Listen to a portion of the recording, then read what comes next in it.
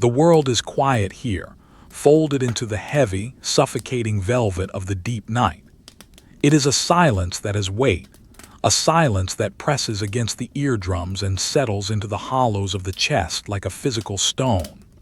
The air is not merely cold, it is ancient, a trapped breath of winter that has lived within these walls for centuries, preserving the chill of 1,000 previous winters in the dense, gray mortar. Outside, the wind may be howling, tearing at the gargoyles and scouring the stained glass with granules of ice. But inside, in the vast, hollow belly of the cathedral, there is only the stillness. The stillness is absolute. It is a presence in itself, a watcher that waits in the shadows of the nave, observing the slow, rhythmic passage of time. The guard stands at the base of the great western doors, his boots planted firmly on the uneven flagstones. The leather of his boots is stiff, hardened by years of frost and oil, and the soles are thick, designed to mute the sound of his footsteps. Though in this cavernous space, even the shift of weight from one leg to another sends a whisper of sound traveling up into the vaulted darkness. He is wrapped in layers of wool, rough and scratchy against his neck, smelling of lanolin and the faint, lingering smoke of a peat fire that burned hours ago. The cloak is heavy, a burden on his shoulders that feels comforting, a shell against the biting temperature of the nave. The wool is dyed a deep, dark blue, almost black in the gloom, blending him into the architecture, making him just another pillar, just another shadow in a hall of shadows. In his right hand, he holds the lantern. It is an old thing, beaten brass that has tarnished to a dull, brownish luster, scarred by scratches and dents from years of service. The glass panels are thick and slightly warped, distorting the flame within so that the light spills out not in a clean beam, but in a soft, diffused haze. The light is weak, a fragile sphere of warm, buttery yellow fighting against the encroaching ocean of charcoal and indigo darkness. It illuminates only a few feet around him, the toe of his boot, the hem of his cloak, and the jagged cracks in the stone floor. Beyond that circle of light, the cathedral dissolves into a grainy, impenetrable gloom, like a drawing made with soft charcoal on textured paper, where the details are lost in the smudged darkness. He lifts the lantern slightly, the metal handle creaking with a sound like a snapping twig. The oil inside sloshes gently, a sluggish, heavy sound. He watches his own breath plume out before him, a cloud of white vapor that catches the lantern light for a brief second before dissipating into the freezing air. It is the only thing that moves quickly here. Everything else is slow.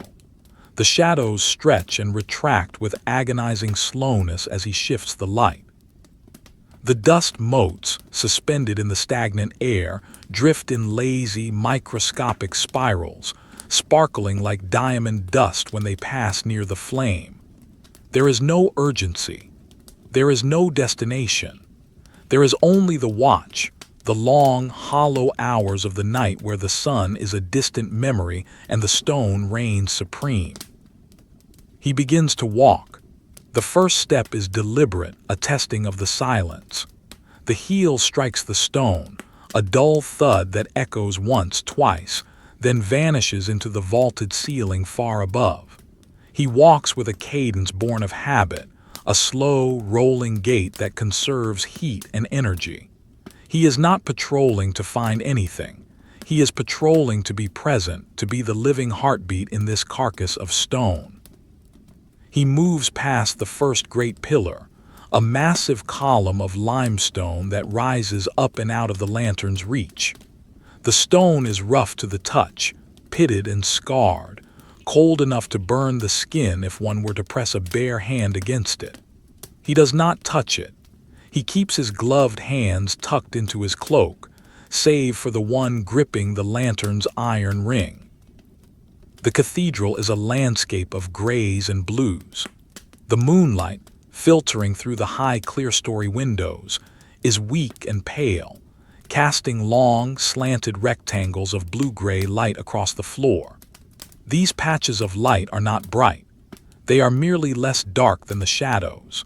They reveal the texture of the floor, the worn depressions in the center of the aisle where millions of feet have walked over the centuries, grinding the stone down with the friction of prayer and pilgrimage.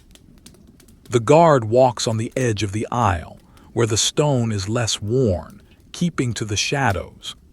The lantern swings gently with his stride, causing the shadows of the pillars to sway, tilting and stretching like waking giants. The air smells of old things. It smells of beeswax, the remnants of thousands of candles burned down to nothing.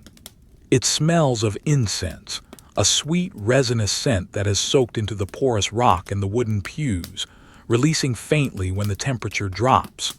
It smells of damp stone, the mineral scent of the earth itself, rising up from the crypts below.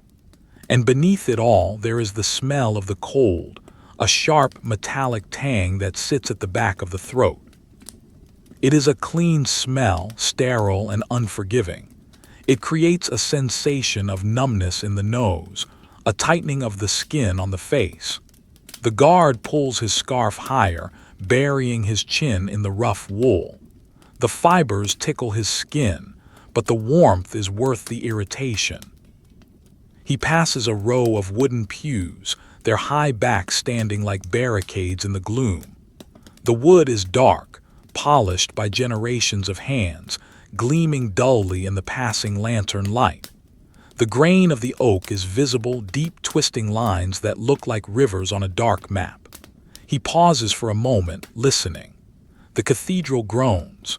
It is a thermal sound, the contraction of timber and stone as the temperature plummets further in the dead of night. A rafter cracks high above, a sharp report like a pistol shot that makes him blink, but he does not look up. He knows these sounds. They are the language of the building.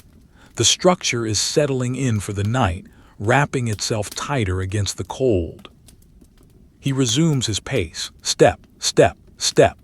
The rhythm is hypnotic. It is a lullaby of leather on stone. He reaches the transept, the crossing point where the cathedral widens.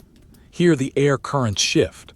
A draft, thin and icy, snakes its way from the north door, winding around the pillars and biting at his ankles. He can feel the temperature drop even further here. The lantern flame flickers, dancing nervously in the draft, casting wild, jumping shadows against the wall.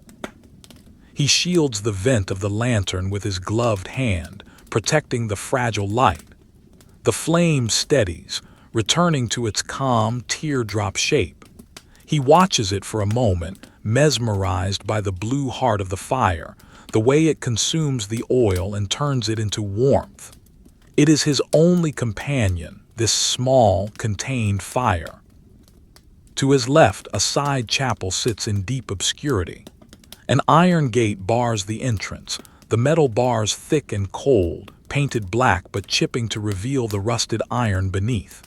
He raises the lantern. The light washes over the gate, catching the edges of the metalwork. Inside the chapel, a marble effigy lies atop a stone tomb. The figure is a knight, his hands clasped in prayer, his stone face serene and smooth. The dust has settled in the folds of his stone tunic, softening the edges of the carving. The guard looks at the stone face. It is a face of eternal sleep, a face that has known nothing but this silence for 500 years. The guard feels a strange kinship with the statue. They are both watchers. They are both static figures in a moving world. One is flesh and blood, slowing down. The other is stone, stopped forever. He moves on, the iron keys at his belt jingling softly. The sound is high and clear, cutting through the low hum of the wind outside. There is a heavy ring of them, keys to doors that are rarely opened, keys to the crypt, keys to the tower, keys to the sacristy. They are heavy, made of iron and brass, with intricate wards and bowing handles. They act as a counterweight to his stride, a pendulum of metal bumping against his thigh. He rests his hand on them to silence the chime, preferring the quiet. He wants to hear the building breathe.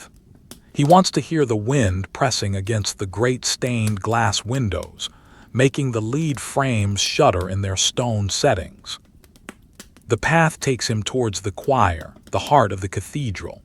Here, the floor changes from simple flagstones to a checkerboard of black and white marble. The lantern light reflects on the polished surface, creating a twin flame that follows him under the floor, a ghostly reflection walking upside down in a dark mirror. The acoustics change here too. The ceiling is lower. The wood of the choir stalls, absorbing the sound of his boots, making his movements softer, more stealthy. The intricately carved wood of the stalls rises on either side of him, towering structures of oak depicting saints and angels, beasts and vines. In the dark, the carvings look twisted, the faces of the angels looking somber, their eyes shadowed pits. The grain of the wood is rough and raised, tactile and ancient. He runs a gloved finger along the edge of a pew. The dust is thick here, a soft gray blanket that disturbs easily. He wipes it away, leaving a dark streak on the wood. The dust floats in the air, swirling in the lantern's convection current. It is the dust of ages, particles of stone, fibers of cloth, dried skin, the detritus of history. He thinks about the amount of time it takes for this much dust to fall. It is a slow accumulation, a silent burial. The cathedral is slowly burying itself, grain by grain. He reaches the high altar. It is stripped bare, the gold and silver vessels locked away in the treasury. The stone slab of the altar is naked, a massive block of gray granite, cold and unyielding. Behind it, the great east window is a wall of blackness. By day, it is a riot of color, a kaleidoscope of ruby, sapphire, and emerald. By night, it is simply a void. The lead lines are visible as blacker spiderwebs against the night sky, but the glass itself is dead, lifeless without the sun to animate it. The guard stands before the altar, his breath slowing. He does not pray. He simply stands. He is a vertical line in a world of horizontals. The cold is seeping into his boots now. He can feel the chill radiating up from the marble, numbing his toes. He curls them inside the leather, seeking friction, seeking blood flow. He shifts his weight. The leather creaks. He turns away from the altar, facing back down the long, cavernous length of the nave. From here, the western doors are a mile away, lost in the gloom. The rows of pillars recede into the darkness like an endless forest of stone trunks. The scale of the place is humbling.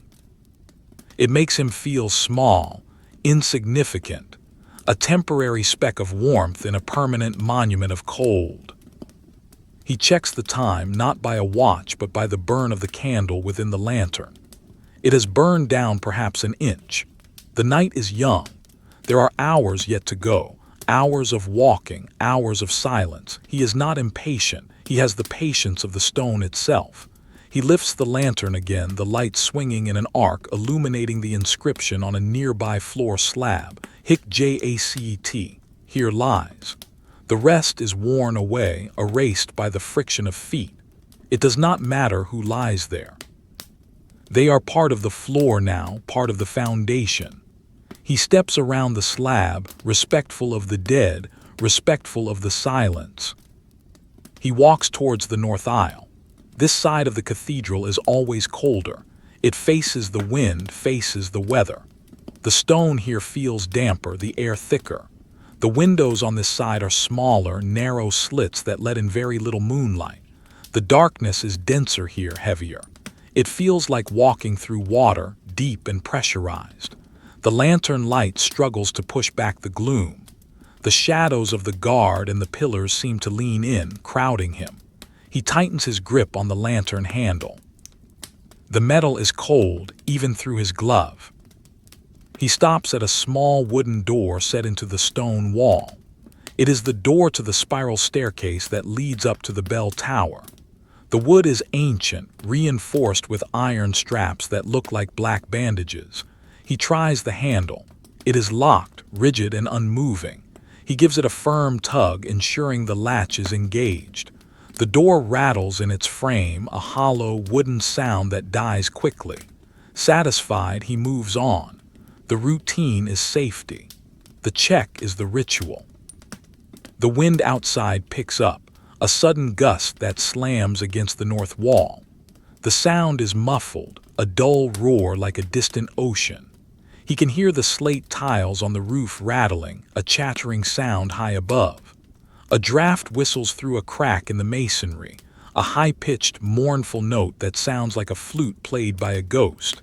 It holds the note for a long moment, then fades as the wind dies down. The silence rushes back in to fill the void, louder than before. He passes a series of alcoves, each containing a flickering votive candle stand. Most are empty, dark iron racks waiting for prayers. But in one, a single red candle burns, left by a late worshiper. The flame is tiny, drowning in a pool of red wax. The glass container glows with a deep, ruby light, a solitary red eye in the darkness. It is the only other light in the vast building. The guard stops to look at it. The red light is warm, intimate. It casts a different kind of shadow, softer, colored. He watches the wax drip down the side of the candle. Drip, drip. It is a slow clock marking the passing minutes. He wonders who lit it. He wonders what burden they carried that required this small fire. He leaves it burning. It is not his place to extinguish hope, however small. He continues his patrol, the sound of his boots becoming a part of the building's memory. Thud scuff, thud scuff. The rhythm is steady, unhurried. He is a metronome keeping time for the sleeping saints. The air is so still that he can feel the heat radiating from his own face, a stark contrast to the freezing air touching his forehead. His eyes are adjusted to the dark now. He can see the shapes of the vaulting high above, the ribs of stone that hold up the roof. They look like the skeleton of a great leviathan, bleached and frozen. The cathedral feels vast, endless. The darkness creates an illusion of infinite space. The walls seem to have dissolved, leaving only the pillars and the floor. He is walking on an island of stone in a sea of night. The lantern is his lighthouse. He focuses on the flame, the way it curls and twists. It is hypnotic. It draws the eye and holds it. The yellow light reflects off the brass of the lantern, creating warm, golden highlights that contrast with the cool blue-gray of the surroundings. It is a visual warmth, if not a physical one. He reaches the transept again, completing a loop of the eastern end. He heads back towards the nave, the main body of the church. The space opens up, width and height expanding. The air is colder here, more mobile. It circulates in slow, giant convection currents, rising to the roof, cooling against the slate and falling back down to the floor. He can feel the cold air descending on him, a silent waterfall of frost. He hunches his shoulders, pulling the cloak tighter. The wool is stiff with cold, resisting the fold. He approaches the font, a massive stone basin near the entrance. It is filled with holy water. He shines the lantern into it. The water is black, a perfect mirror. He sees his own face reflected in it, a pale, distorted oval, eyes hidden in the shadow of his brow, the lantern a bright star beside him. A thin film of ice has begun to form on the surface, delicate crystal needles reaching out from the stone rim towards the center. He watches the ice. It is growing, slowly, silently, conquering the water molecule by molecule. It is the only activity in the room, this slow crystallization. He turns away from the font and looks towards the western doors again. The loop is complete, but the night is not. He walks to the nearest pillar and leans against it. The stone sucks the heat from his shoulder through the wool, but he welcomes the solidity. He needs to feel the building. He stands there, a sentinel in the dark. He listens. He waits. The silence washes over him, layer upon layer. It is a stone-cold silence, heavy and deep. The lantern flame flickers once, then steadies. The guard closes his eyes for a second, listening to the wind outside, feeling the immense, crushing weight of the peace inside. This is his world. This is the night. He opens his eyes. The shadows have moved an inch. The moon has shifted. The night continues. He pushes off the pillar, ready to walk the path again. The cold is a companion now. The silence is a friend. He lifts the lantern. The journey resumes. The rhythm of the patrol establishes itself once more. A cyclic, repetitive motion that mirrors the slow turning of the earth itself. One foot lifts, the heavy leather boot creaking faintly at the ankle, the wool of the trousers brushing against the stiff leather with a sound like dry leaves skittering over pavement. The foot descends, the thick sole finding purchase on the uneven flagstone, rolling from the heel to the toe in a practiced, silent motion that absorbs the impact. The weight of the body follows, shifting the center of gravity, and the lantern swings forward, its brass handle groaning against the iron ring in the guard's gloved hand. It is a pendulum of faint light, marking time in a space where time feels suspended, frozen in the amber of the cold air. The guard moves away from the central nave now, drifting towards the southern aisle. Here, the architecture feels heavier, lower. The vaulted ceiling presses down, the stone ribs thicker and closer together, creating a sense of intimacy that is both comforting and claustrophobic. The shadows here are denser, pooling in the corners and behind the columns like dark water. The lantern light pushes against them, but they are resilient, flowing back in the moment the light passes, swallowing the space once more. The stone of the walls is rougher here, less polished than the marble of the choir. It is a coarse, gray limestone, pitted with the microscopic craters of fossils, the tiny, spiral shells of creatures that lived and died millions of years before the cathedral was even a thought. He runs his gloved hand along the wall as he walks. The sensation is muted by the wool, a dull vibration of texture against his palm.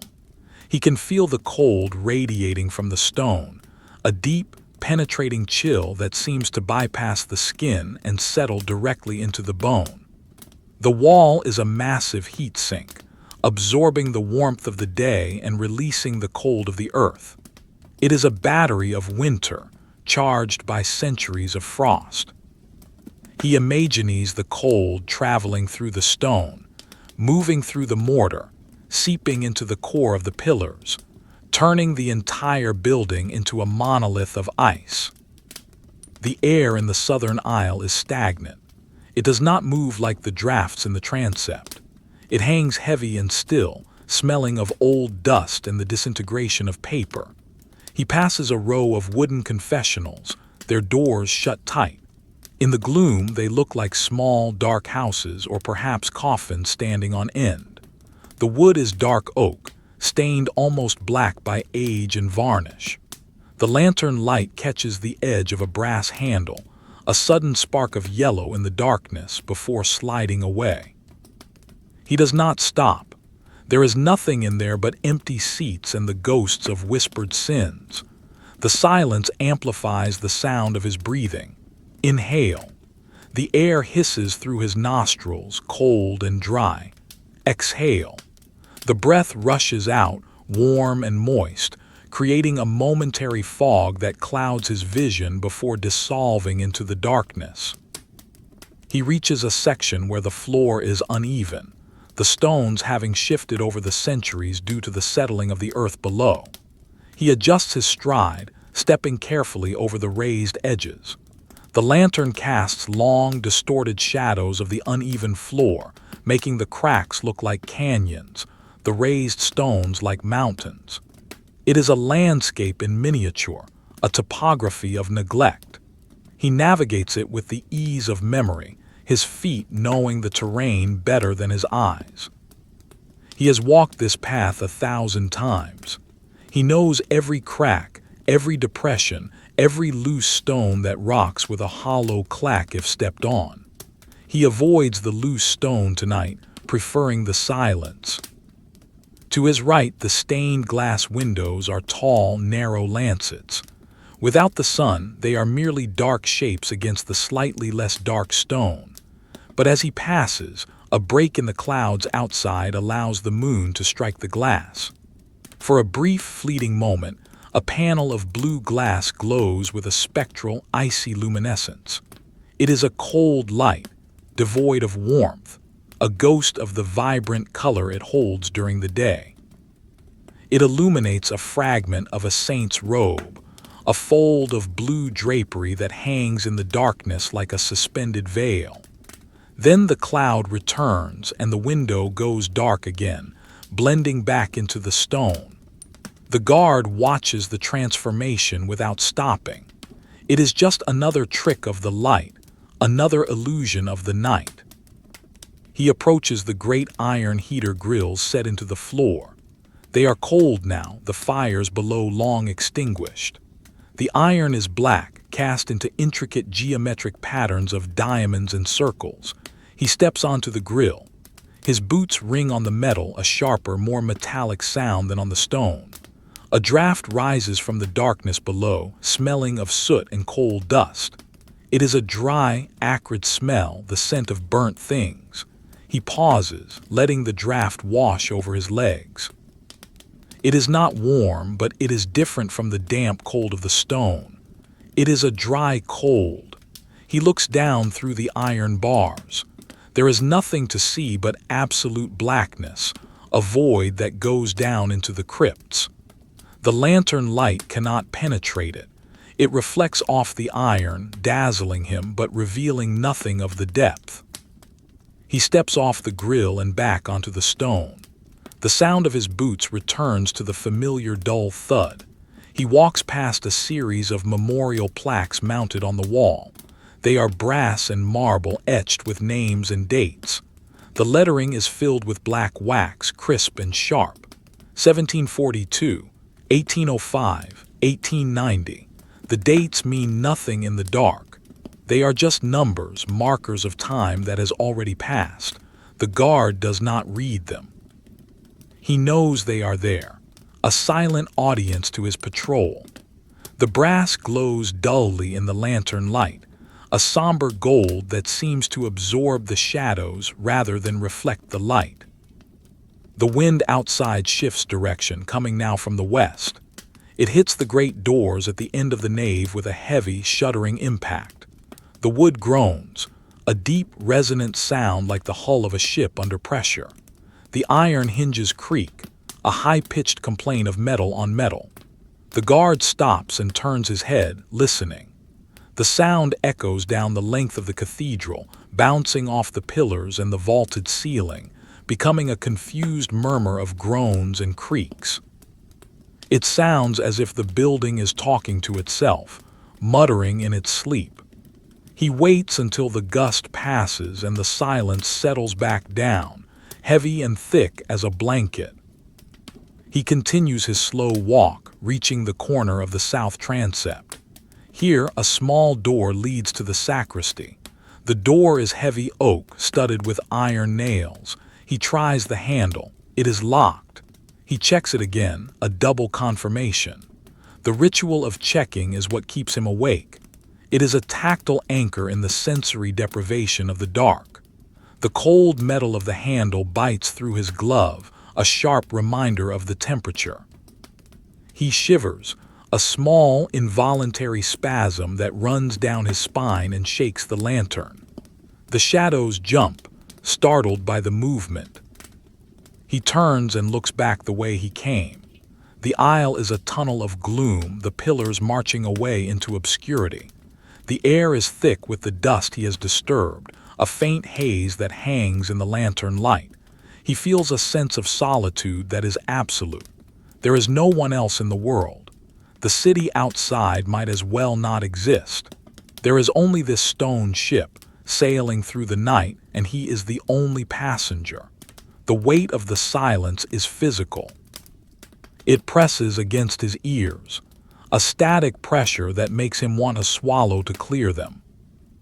He walks towards a large, freestanding tomb near the crossing.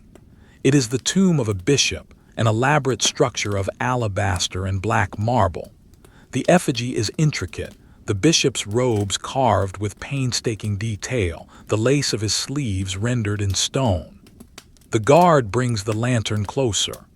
The alabaster is translucent, glowing softly with an inner light where the flame touches it.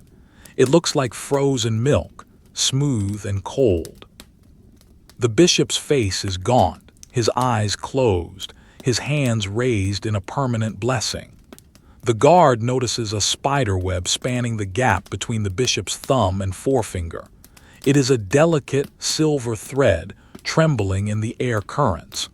A tiny spider sits in the center, motionless, waiting. Even the insects are frozen in time here. The guard moves around the tomb, his shadow falling across the stone face, momentarily plunging the bishop into darkness. He feels a strange sense of trespass, walking among the dead like this. But they are quiet neighbors. They do not complain about the cold. They do not complain about the dark. They simply endure as he endures. He pats the cold marble of the tomb's corner as he passes, a gesture of camaraderie. Stone to stone. He heads towards the ambulatory, the walkway that curves behind the high altar. The space here is tighter, the curve of the walls guiding him. The floor is covered in old tiles, worn smooth and uneven. The pattern is a faded mosaic of red and yellow clay, the colors muted to shades of gray and brown in the poor light. The sound of his footsteps changes again, becoming a softer, shuffling noise on the clay. The air is stiller here, protected by the bulk of the altar screen. It feels older, if that is possible. The smell of incense is stronger, trapped in the confined space. It is a sweet, cloying scent, mixed with the dampness of the stone. He passes 3 small chapels that radiate out from the ambulatory. They are dark caves, each containing a small altar and a painting obscured by grime and shadow.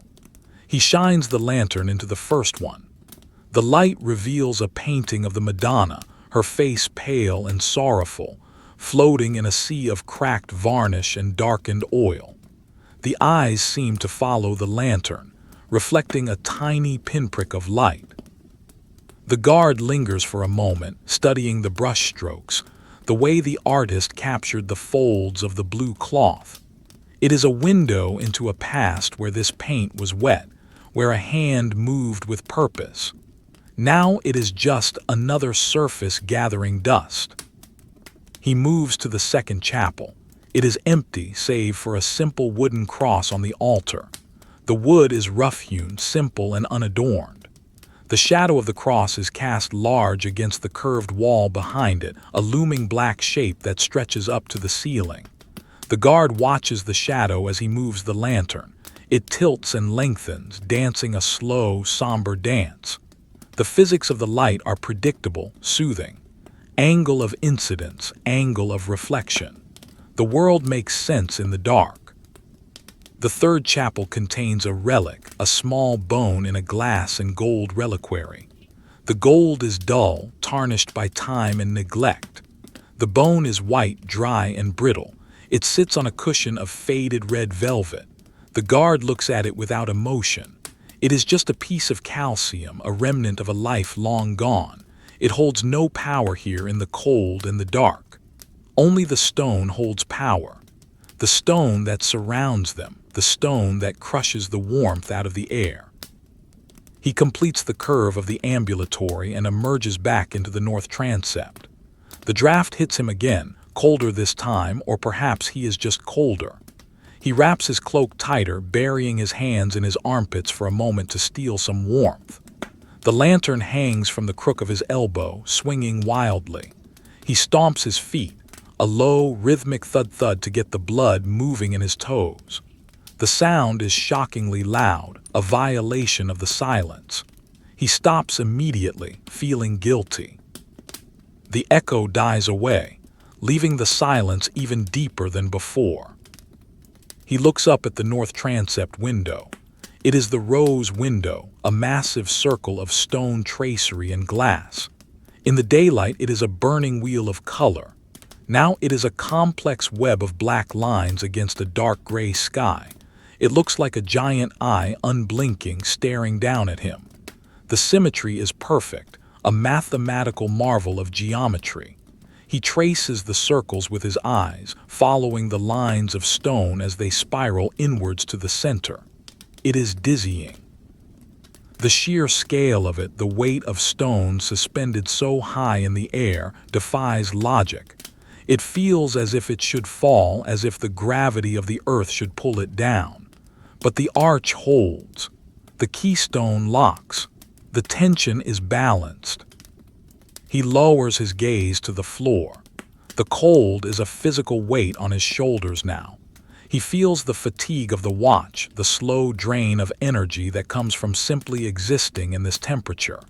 He is not sleepy. The cold is too sharp for that. He is merely slowed, his metabolic rate dropping to match the stone. He is becoming part of the cathedral. His breathing is the draft. His heartbeat is the ticking of the cooling timber. His eyes are the glint of glass in the dark. He resumes his walk, heading back towards the nave, towards the long stretch of the center aisle. The lantern flame burns steadily, a small, stubborn refusal to give in to the dark. He watches the oil level. It has dropped a fraction more. The night is a long tunnel, and he is inching his way through it. He is the keeper of the silence. He is the guardian of the dust. He walks on. The darkness ahead is absolute. The pillars of the nave stand like a forest of petrified trees, their branches lost in the canopy of the roof. He steps into the central aisle, a small figure in a vast, empty canyon.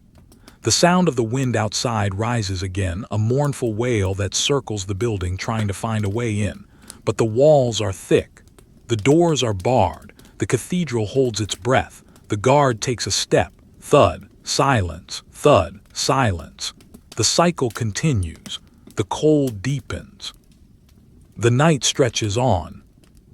The cathedral breathes in a cycle measured not in seconds, but in the slow, creeping accumulation of frost. The air in the nave has taken on a crystalline quality, a sharpness that stings the eyes and dries the throat. It is no longer just cold. It is a solidifying force, a pressure that seeks to turn flesh into stone and breath into ice. The guard stands in the center of the vast aisle, a solitary vertical line in a world of horizontal shadows. He adjusts the heavy wool cloak around his shoulders, the coarse fabric scraping against his stubble with a sound like dry grass rustling in a winter field. The weight of the cloak is substantial, a burden he has carried for hours, yet it is the only thing standing between him and the encroaching numbness of the night. He lifts the lantern, the brass handle cold enough to burn through the thick leather of his glove. The flame inside is a small, desperate thing, a teardrop of yellow fire suspended in a sea of blue-gray darkness.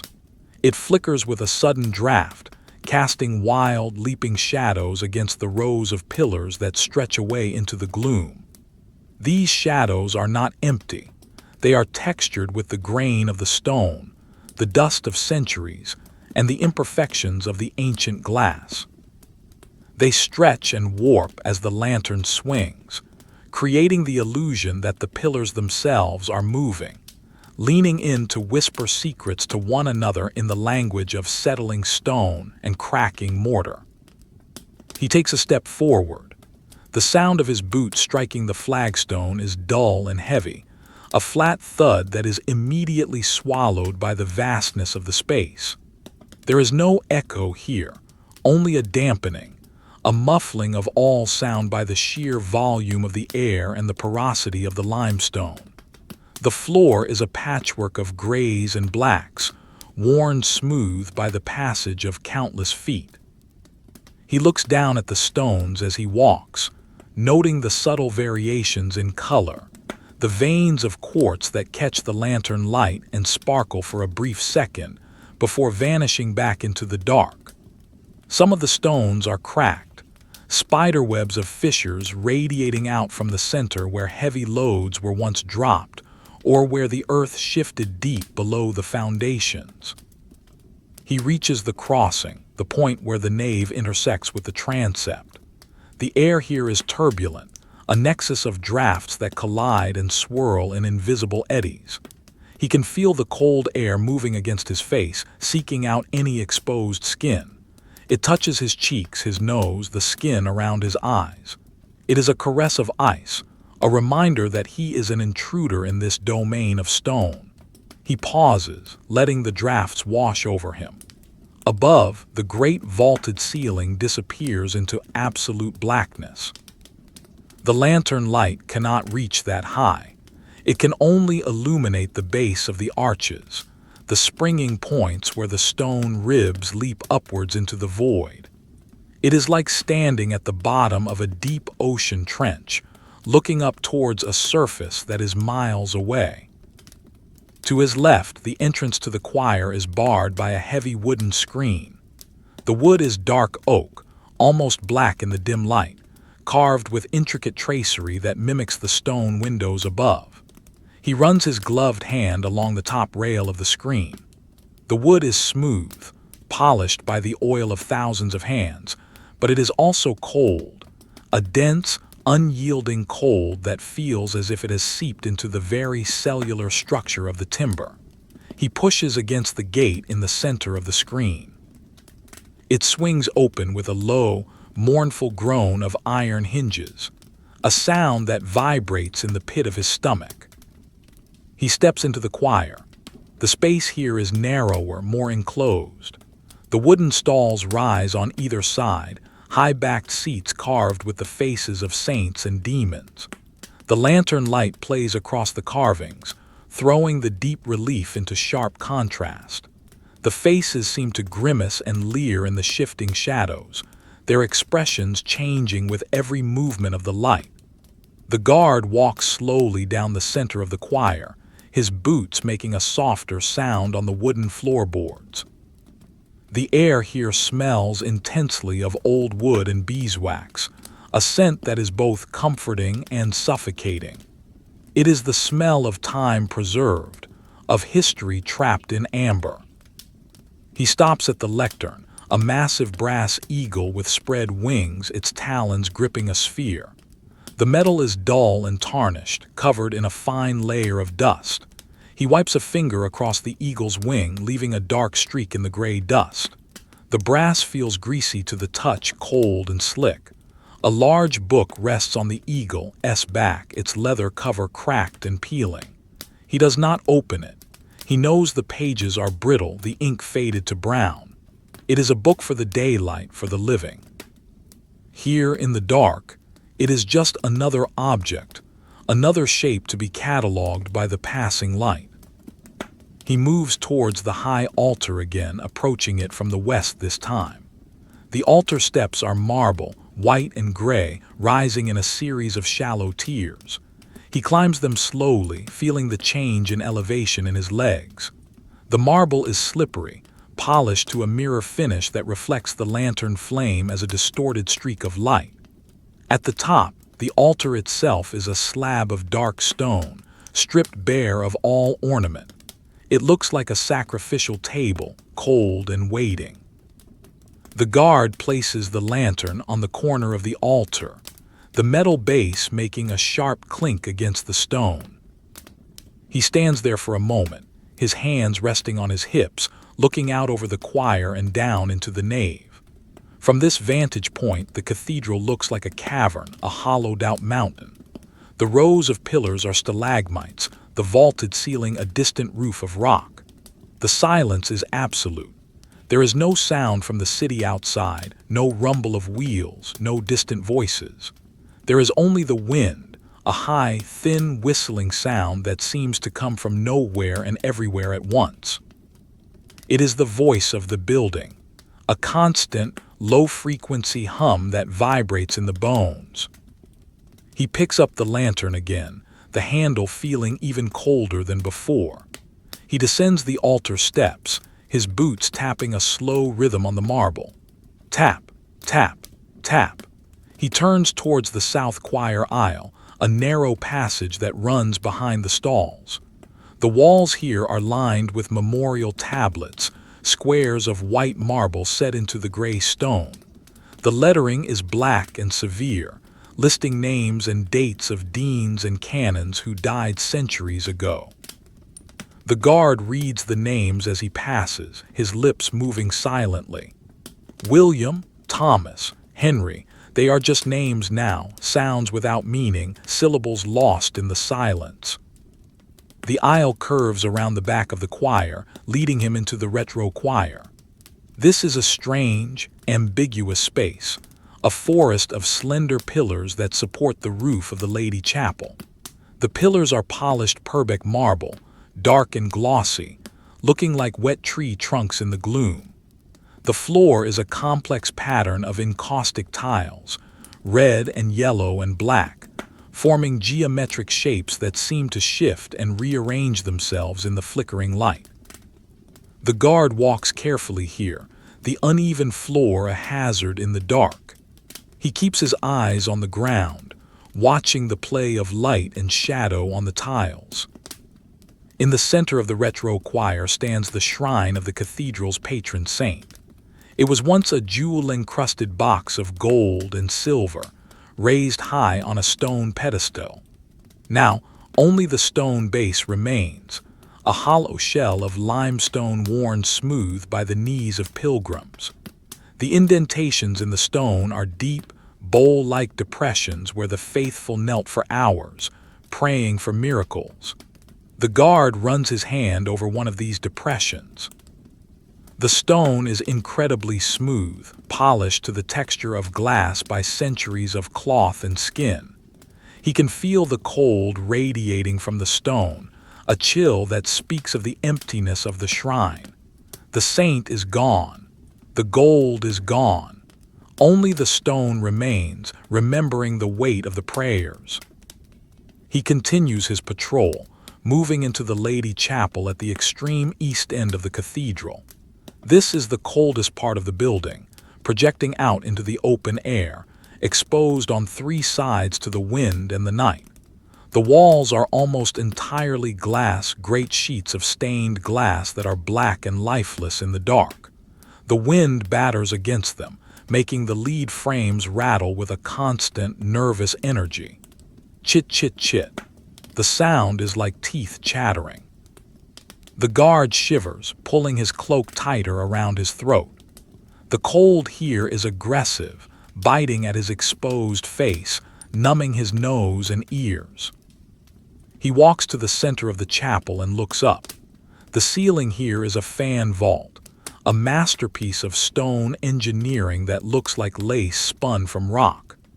The ribs of the vault spread out like the branches of a tree, meeting in the center at a heavy stone boss. In the lantern light, the shadows of the ribs are thrown against the ceiling, creating a shifting, moving pattern of black lines that looks like a giant web. He watches it for a moment, mesmerized by the geometry, by the sheer improbability of stone floating in the air. He turns and walks back towards the main body of the church, his footsteps echoing in the glass-walled space. He passes a small door in the south wall, the entrance to a chantry chapel. The door is ajar, a sliver of blackness showing between the wood and the stone frame. He pushes it open with his foot. The hinges scream, a high, piercing sound that cuts through the silence like a knife. He winces, the noise physically painful in the quiet. He shines the lantern into the small room. It is empty, save for a stone bench running along the wall and a pile of old prayer books in the corner. The air inside is stale, dry, and dusty. He pulls the door shut again, the latch clicking into place with a definitive snap. He re-enters the south choir aisle, the temperature rising slightly as he moves away from the exposed east end. The relief is minimal, a difference of perhaps a degree, but his body registers it. The tension in his shoulders eases slightly. He adjusts the lantern, switching it to his other hand. His right arm is tired, the muscles aching from the constant weight of the brass and glass. He flexes his fingers inside the glove, feeling the stiffness of the joints. The cold has settled deep into his extremities now. His toes feel like blocks of wood inside his boots. He reaches the heavy iron gates that separate the choir aisle from the transept. The gates are locked, a barrier of black metal scrollwork. He fumbles for the key ring at his belt, the metal keys clinking together with a sound like ice in a glass. He selects a large, heavy key, the iron rough and pitted with rust. He inserts it into the lock. The mechanism is stiff, frozen by the cold and lack of oil. He has to use both hands to turn it, gritting his teeth with the effort. Click-clack. The bolt slides back with a heavy, mechanical sound. He pushes the gate open, the iron scraping across the stone floor, leaving a faint white scratch in the dark stone. He steps through into the south transept. The space opens up again, height and width expanding. The great rose window of the south transept looms above him, a dark circle against the slightly lighter stone. He can hear the wind more clearly here, buffeting the south face of the cathedral. It sounds like a living thing, a great beast prowling the perimeter, looking for a weakness in the stone hide of the building. He walks towards the center of the transept, his boots finding the rhythm again. Thud, thud, thud. In the corner of the transept stands a clock, a massive medieval mechanism of wrought iron and gears. It has no face, only a complex system of weights and pulleys that drive a bell high in the tower. The guard stops to watch it. The pendulum swings with a slow, hypnotic rhythm. Tick-tock, tick-tock. The sound is loud, a steady heartbeat in the silence. He watches the gears turn, tooth engaging tooth, metal grinding against metal. It is a machine of time, indifferent to the cold, indifferent to the night. It simply counts. It divides the eternity of the dark into manageable seconds. He stands there for a long time, watching the pendulum. The motion is soothing, a visual lullaby. He feels his eyelids growing heavy, not with sleep, but with the sheer weight of the atmosphere. The darkness presses against his eyes, demanding them to close. He shakes his head, a sharp movement to clear the cobwebs. He cannot sleep. The watch must be kept. The silence must be witnessed. He turns away from the clock and heads towards the nave again. The journey back to the west end seems longer this time. The pillars seem to have multiplied, stretching away into an infinite distance. The lantern light is a feeble candle in this vastness, a tiny spark of warmth that is constantly threatened by the overwhelming cold. He focuses on the flame, on the blue heart of the fire. It is his anchor. It is his sun. He passes the pulpit, a carved stone structure that rises like a tower in the nave. The steps winding up to it are worn and narrow. He shines the light up the stairs. They disappear into the shadow of the pulpit's canopy. It looks like a staircase to nowhere, a path into the dark. He imagines standing up there, preaching to the empty nave, his voice echoing in the void. Stone-cold silence. That would be the sermon, a sermon of ice and dust. He reaches the middle of the nave, the exact center of the cathedral. He stops and turns a full circle, the lantern swinging out in a wide arc. The light sweeps across the pillars, the floor, the distant walls. For a moment, he is the center of the universe, the axis around which the stone world revolves. The shadows spin with him, a carousel of darkness. He stops, facing the west doors again. They are still far away, two dark rectangles at the end of the tunnel. He resumes his walk. The cold is a constant companion now, a silent partner that walks beside him, matching him step for step. He can feel it in his marrow. He can feel it in the stiffness of his wool cloak. He breathes in the air tasting of iron and ice. He breathes out a ghost of white vapor. The cathedral waits. The night deepens. The silence holds. The nave of the cathedral stretches out like a frozen valley, a canyon of hewn rock where the air hangs suspended in a state of perfect, crystalline stillness. The guard stands at the intersection of the crossing and the main aisle, his figure reduced to a mere silhouette of heavy wool and shadow against the soaring verticality of the limestone piers.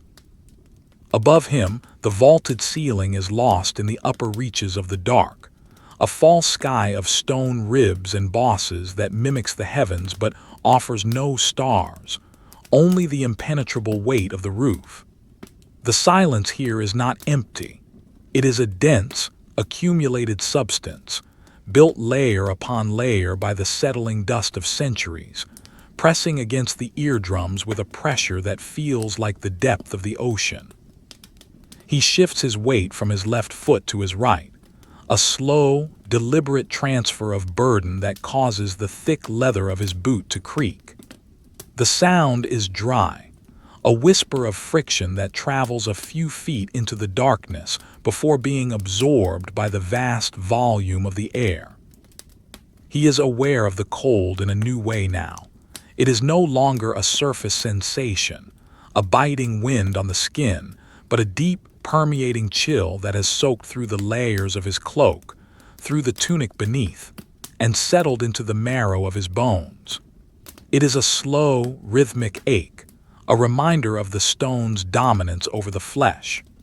The cathedral is a heat sink of immense proportions, drawing the warmth from his body to feed its own cold heart. He lifts the lantern, the brass ring clinking softly against the metal of the handle.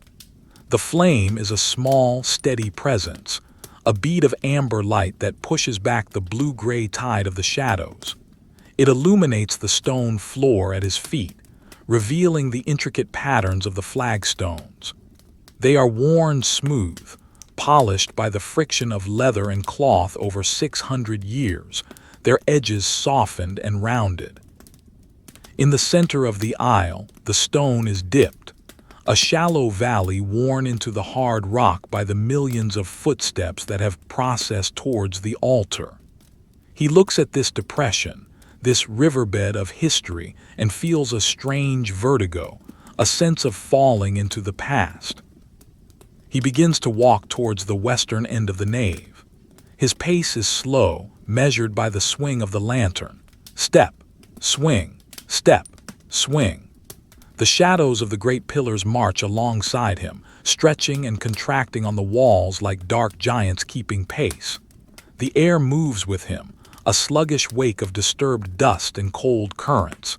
He passes the third bay of the nave, where the stone carving on the capital of the pillar depicts a scene of foliage, oak leaves and acorns rendered in gray limestone. The carving is deep, the shadows pooling in the recesses of the leaves, making them look sharp and three-dimensional. He stops to look at it, raising the lantern high. The light catches the edge of a stone leaf, highlighting the veins that the mason carved with such care. It is a frozen forest, a garden that will never wither, never grow, never die. The wind outside has shifted again, moving to the northwest. It strikes the clerestory windows high above with a dull, thumping sound, like a heavy hand beating against a drum. The leaded glass rattles in its stone frames, a metallic shivering that cascades down the walls. He can hear the faint, high-pitched whistle of a draft forcing its way through a microscopic gap in the masonry, a sound like a distant flute playing a single, sorrowful note. It holds the pitch for a long moment, then fades as the wind gust dies away, leaving the silence to rush back in with renewed intensity. He reaches the area beneath the northwest tower. The darkness is thicker here, shadowed by the bulk of the tower walls. The air is noticeably colder, a downdraft falling from the bell chamber high above. It smells of old timber, of pigeons, of the raw, metallic scent of the great bronze bells that hang in the dark. He can almost feel the weight of the bells suspended over his head, tons of metal waiting to speak. But tonight they are silent. Tonight they are just cold shapes in the dark, their tongues still. He approaches the font again. It stands near the west door, a massive octagon of dark Purbeck marble raised on a stepped plinth. The lantern light reflects off the polished sides of the font, creating distorted, ghostly images of the flame that dance on the black stone. He steps up to the rim and looks inside. The water is a flat, black mirror. The film of ice he noticed earlier has thickened. It is no longer delicate needles, but a solid sheet of crust spreading from the edges, locking the water into stillness. He breathes on it, his warm breath creating a momentary fog on the surface of the ice, a fleeting cloud that vanishes in seconds. The water is silent. The ice is silent. The stone is silent. He turns his back on the font and faces the great west doors. They are the barrier between the sacred silence and the profane world, two massive leaves of oak, iron-bound and formidable. They are taller than 3 men, wider than a cart. The wood is ancient, darkened by age and oil to the color of peat. Great iron strap hinges stretch across the surface, ending in fleur-de-lis shapes that are rusted and pitted. The guard walks up to the doors, his boots sounding loud on the stone in this confined space. He places a gloved hand on the wood. It is freezing, a slab of ice-cold timber that sucks the heat from his palm. He can feel the vibration of the wind outside, a subtle trembling in the wood as the gusts slam against the exterior. He checks the bolts. There are 2 of them, massive iron bars as thick as his arm, sliding into sockets deep in the stone jambs. He grips the cold iron of the lower bolt and gives it a firm tug. It does not move.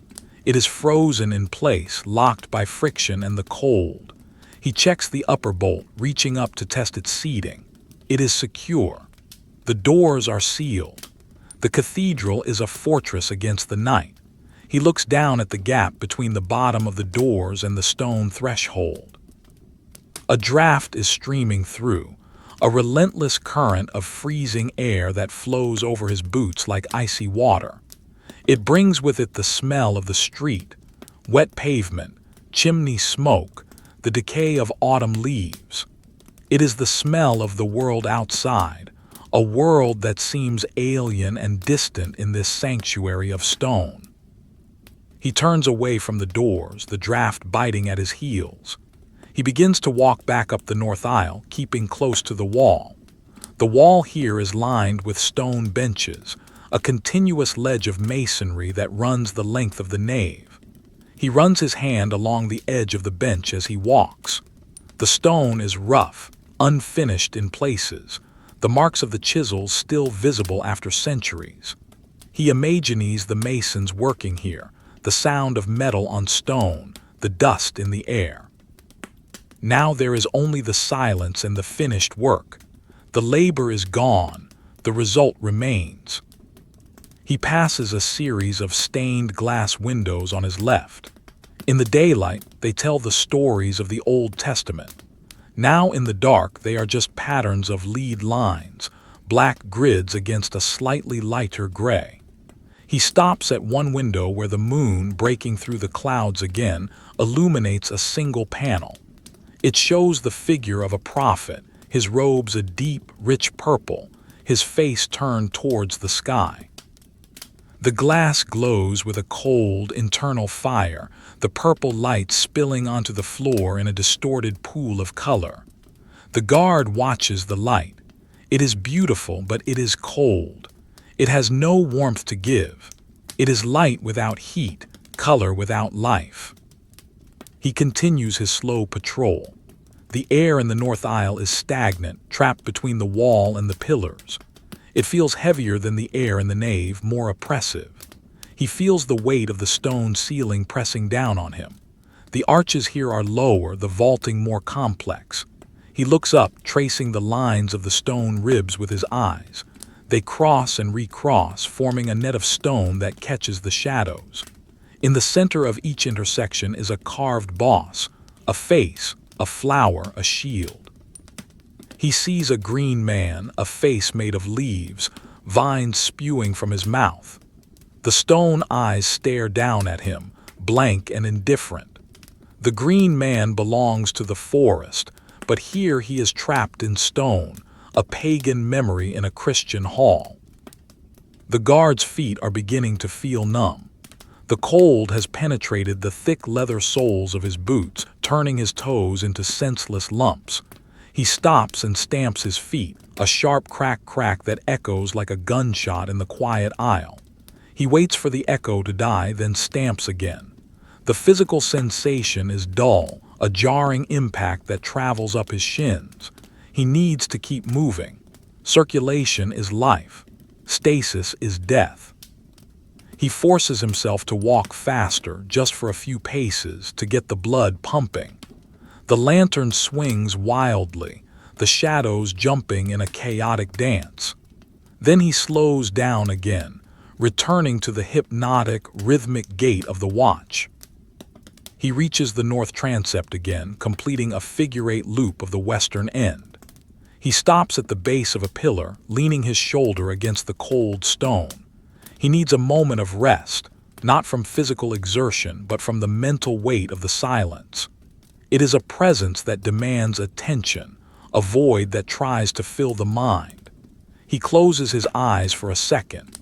In the darkness behind his eyelids, he sees the afterimage of the lantern flame, a dancing spot of yellow.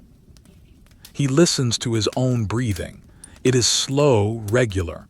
Inhale, the friction of air in the throat. Exhale, the soft rush of wind. He is a biological machine operating in a geological world. He opens his eyes. The cathedral is still there, unchanged. The shadows have not moved. The silence has not broken. He pushes himself off the pillar and resumes his walk. He heads towards the crossing, towards the center of the church. The floor here is covered in a large brass memorial, the figure of a knight and his lady inlaid in the stone. The metal is dull, tarnished to a dark brown, but the lines of the engraving are still clear. The knight is in armor, the lady in a long gown. They hold hands. The guard looks at their joined hands. It is a gesture of eternal affection, frozen in brass. They have been holding hands for 400 years. They are cold, but they are together. He feels a pang of something, not loneliness, but a recognition of his own solitude. He is alone with the lantern. He walks past the brass, his boots stepping carefully around the edge so as not to tread on the figures.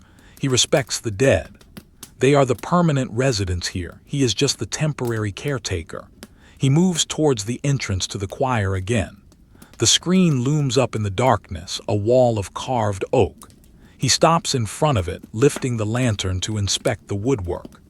The carvings are intricate: vines, grapes, birds, small animals hiding in the foliage. He sees a small wooden mouse carved into the base of a column. It is a craftsman's signature, a hidden detail meant to be discovered. He touches the mouse with his gloved finger. The wood is polished smooth. The mouse is safe here, safe from the owls, safe from the cold. The clock in the south transept chimes the quarter hour. It is a single, clear note, dong, that resonates through the entire building. The sound is pure, metallic, and incredibly loud. It hangs in the air, vibrating in the vaulting, decaying slowly into a hum that seems to last for minutes. The guard waits for the silence to return. When it does, it feels even deeper than before, as if the sound had carved out a hollow space in the air that the silence rushed to fill. He checks the lantern. The flame is still burning steadily, but the oil level is visibly lower. He will need to trim the wick soon to keep the light clean. He watches the flame, mesmerizing in its movement. It consumes the oil, turning liquid into light and heat. It is a sacrifice. The lantern gives its life to hold back the dark. He turns and looks down the long vista of the south aisle. It stretches away into the gloom, a tunnel of arches and shadows. The windows on the south side are dark, no moonlight reaching them. The darkness there is absolute, a solid wall of black. He has to walk into it. That is the duty. To walk into the dark, to carry the light, to witness the silence. He takes a breath, bracing himself against the cold. He steps forward. The darkness swallows the sound of his boot. The patrol continues. He walks past a side altar dedicated to a forgotten saint. The altar cloth is removed, leaving the bare stone table. A single candlestick stands on it, empty of a candle. The brass reflects his lantern light, a momentary gleam. He pauses to adjust his cloak, the wool scratching his neck. He is a bundle of sensations: cold toes, scratching wool, the smell of wax, the sound of wind. But mostly, he is a pair of eyes in the dark. The floor beneath him changes texture. He has stepped onto a section of newer paving, Victorian tiles that are smoother, harder than the medieval stone. They click sharply under his boots. He dislikes the sound. It is too modern, too crisp. He prefers the dull thud of the old stone. He hurries across the tiles, seeking the comfort of the worn flagstones. He reaches a heavy wooden chest pushed against the wall. It is bound in iron, locked with 3 padlocks. It contains the parish records, the history of births, marriages, and deaths. The sum of thousands of lives is locked in that box. The guard rests his hand on the lid. It is cold, rough wood. He thinks of the names inside, written in fading ink. They are all sleeping now. The city outside is sleeping. Only he is awake, he and the stone. He moves on, the rhythm of his walk re-establishing itself. The cathedral is a loop, a circle of stone without beginning or end. He is walking the circle, tracing the perimeter of the holy space. The cold is the medium through which he moves. It is the ocean, and he is the diver. He pushes through the heavy air, the lantern his only supply of oxygen. The silence wraps around him, a shroud of peace and ice. He walks on. The guard stands at the junction of the north aisle and the transept, a solitary figure anchored in the shifting currents of the cathedral's internal weather. The air here is a complex tapestry of temperatures, threads of freezing drafts weaving through the stagnant, heavy cold of the nave. He can feel the subtle variations on his face, the way a sudden breath of air from the high clerestory chills his left cheek, while the stillness of the aisle protects his right. It is an invisible map of the building's leaks and seals, a geography of cold that he knows better than the back of his own hand. He adjusts his stance, widening his feet slightly to brace against the pull of the draft, the leather of his boots protesting with a low, dry creak that is instantly swallowed by the silence. He raises the lantern to chest height. The flame has begun to gutter, the tip of the wick carbonized into a glowing, mushroom-shaped lump that distorts the shape of the fire. The light pulses rhythmically, a heartbeat of illumination that makes the shadows of the pillars expand and contract in a disorienting, nausea-inducing cycle. It is time for the ritual of maintenance. In this ocean of stone, the lantern is his life support, and its care is a liturgy as sacred as any prayer muttered at the high altar. He moves to a stone bench set against the wall of the transept, the masonry cold and uninviting. He places the lantern on the bench, the metal base making a sharp, resonant clink against the limestone. The sound travels up the wall, bouncing off the memorial tablets and the cornices, a brief interruption of the quiet. He kneels on one knee, the wool of his trousers cushioning the joint against the freezing floor. The cold immediately begins to seep through the fabric, a dull, aching pressure against his kneecap, but he ignores it. His focus is entirely on the lamp. He unclasps the small glass door of the lantern. The hinge is stiff, resisting his frozen fingers, but it gives way with a small squeak. He opens it, and the smell of the burning oil escapes, a pungent, heavy scent of heated fat and hydrocarbons that fills the small space between him and the wall. It is a smell of human industry, of warmth, contrasting sharply with the sterile, mineral scent of the cathedral. He reaches into a pouch at his belt and withdraws a small pair of iron snips, their blades dulled by years of use. He holds them in the fire for a moment, watching the metal darken with soot. Then carefully, with the precision of a surgeon, he snips the carbonized tip of the wick. The glowing ember falls into the reservoir of oil with a tiny hiss, extinguished instantly. The flame flares up, bright and clean, a steady, teardrop shape of pure yellow light. The pulsing stops. The shadows stabilize. The world stops breathing and returns to its static, frozen state. He closes the glass door and latches it. The metal is hot to the touch now, a small circle of radiant heat in the freezing night. He hovers his gloved hands around the lantern for a moment, trapping the warmth, letting it soak into the leather and the wool. It is a stolen moment of comfort, a fleeting truce with the winter. He stands up, his knee cracking audibly. The sound is dry, like a branch snapping under the weight of snow. He picks up the lantern and the light swings with him, illuminating the wall of the north transept. Here, the stone is different. It is older, rougher, the chisel marks of the original masons still visible as diagonal slashes in the rock.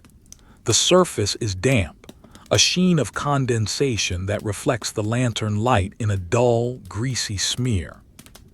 The cathedral is sweating the cold, the moisture in the air condensing on the freezing surfaces of the walls.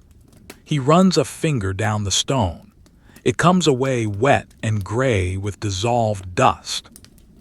He begins to walk towards the entrance of the chapter house corridor. This is a narrow passage that leads off the transept, a stone umbilical cord connecting the main body of the church to the meeting place of the canons. The acoustics change immediately as he steps into the hallway. The ceiling drops, the walls close in. The sound of his boots becomes louder, sharper, echoing back to him from the stone surfaces mere feet away. Clack, clack, clack. It is a harsh, lonely sound. The air here is even colder than in the nave, if that is possible. It is a dead end, a trap for the freezing air that sinks down from the roof and pools in the corridor. The floor of the passage is paved with worn tiles, their patterns erased by centuries of traffic. They are uneven, some sunken, some raised, creating a treacherous surface in the dark. He walks with his eyes on the ground, the lantern casting long, confusing shadows from the uneven tiles. To his right, a series of stone heads are carved into the wall at waist height. They are grotesques, faces twisted into grimaces of pain or laughter, their eyes bulging, their mouths open. In the flickering light, they seem to be animated, their expressions shifting as the shadows move across them. He passes a face that appears to be screaming, its stone tongue lolling out. He passes another that is laughing, deep lines etched around its eyes. They are the silent chorus of the corridor, the guardians of the passage. He reaches the double doors of the chapter house. They are magnificent, covered in intricate ironwork that scrolls and twists across the wood like metallic vines. The iron is black, cold, and rough. He shines the light on the lock mechanism. It is a complex affair of bolts and levers, encased in a housing of brass that has turned green with verdigris. He does not have the key for this door. It is the domain of the dean, locked away until the morning. He tests the handle anyway, a large iron ring that feels like ice in his hand. It turns slightly, then stops, the bolt holding firm against the frame. He pushes against the door with his shoulder. It is solid, immovable, a part of the wall itself. He turns around, facing back down the corridor towards the transept. The view is a tunnel of gloom, the lantern light fading into the darkness within 20 feet. He feels a sudden, acute sense of isolation. He is buried in stone, surrounded by walls that are feet thick. The weight of the masonry above him is immense.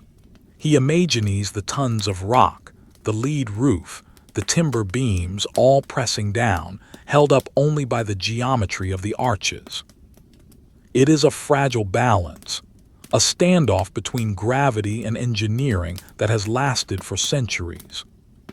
He walks back, his shadow stretching out in front of him, a long, thin giant leading the way. The cold is biting at his ears now, the tip stinging with a sharp, burning sensation. He pulls his scarf up, covering his ears, wrapping the rough wool around his head like a cowl. The sound of his breathing becomes louder, trapped within the fabric, a rhythmic rush-hush that fills his ears. It sounds like the ocean, like the wind, like the passage of time itself. Emerging back into the north transept, the space opens up again, the ceiling soaring away into the blackness. The sudden expansion of space makes him feel small, insignificant. He is just a speck of heat in a universe of cold. He walks towards the north wall where a large clock face is mounted, not the mechanical clock of the south transept, but a painted astronomical dial that shows the phases of the moon and the position of the sun. In the dark, the colors are muted, the gold leaf dull and brown. The sun is at the bottom of the dial, deep in the underworld of the night. The moon is high, a pale painted disk that mocks the real moon outside. He stops to look at the dial. It is a map of the heavens as they were understood 500 years ago. The earth is in the center, fixed and immovable, just like this cathedral. The stars revolve around it. He feels a kinship with that old world view. Here in the dark, the cathedral feels like the center of the world. Everything else is just orbit, just distraction. The reality is the stone, the cold, and the watch. A draft catches the lantern flame again, making it dance. He shields it with his body, turning his back to the wind. He looks down at the floor. There is a brass rubbing here, a long strip of metal set into the stone. It depicts a skeleton, a memento mori, reminding the viewer of their mortality. The skeleton is grinning, holding a scythe. The guard shines the light on the skull. The brass is worn bright on the forehead, where people have stepped on it, polishing the bone. It glows with a sinister yellow light. As I am, so you shall be. The message is clear. The cold will win in the end. The stone will win. The silence will win. He moves away from the skeleton, stepping carefully back onto the flagstones. He heads towards the crossing again, but this time he veers towards the pulpitum, the stone screen that separates the nave from the choir. There is a small door here, tucked away in the shadows of the screen, that leads to the organ loft. He pauses at the door. He can hear the faint, ghostly hum of the organ pipes, the air vibrating in the tubes as the temperature changes. It sounds like the instrument is breathing, a low, subsonic moan that is felt more than heard. The organ is a sleeping beast, its lungs full of cold air, waiting for the breath of the blower to wake it. But tonight it sleeps. He checks the door, locked. He runs his hand over the wood panels. They are linen fold carvings looking like folded cloth turned to wood. The texture is ridged, smooth on the high points, rough in the valleys where the dust has collected. He wipes a finger through the dust, leaving a dark streak. The dust is everywhere. It is the skin of the cathedral, shedding slowly over the millennia. He walks past the screen and into the south transept. The air here feels slightly different, perhaps because it faces the town, or perhaps because the wind has shifted.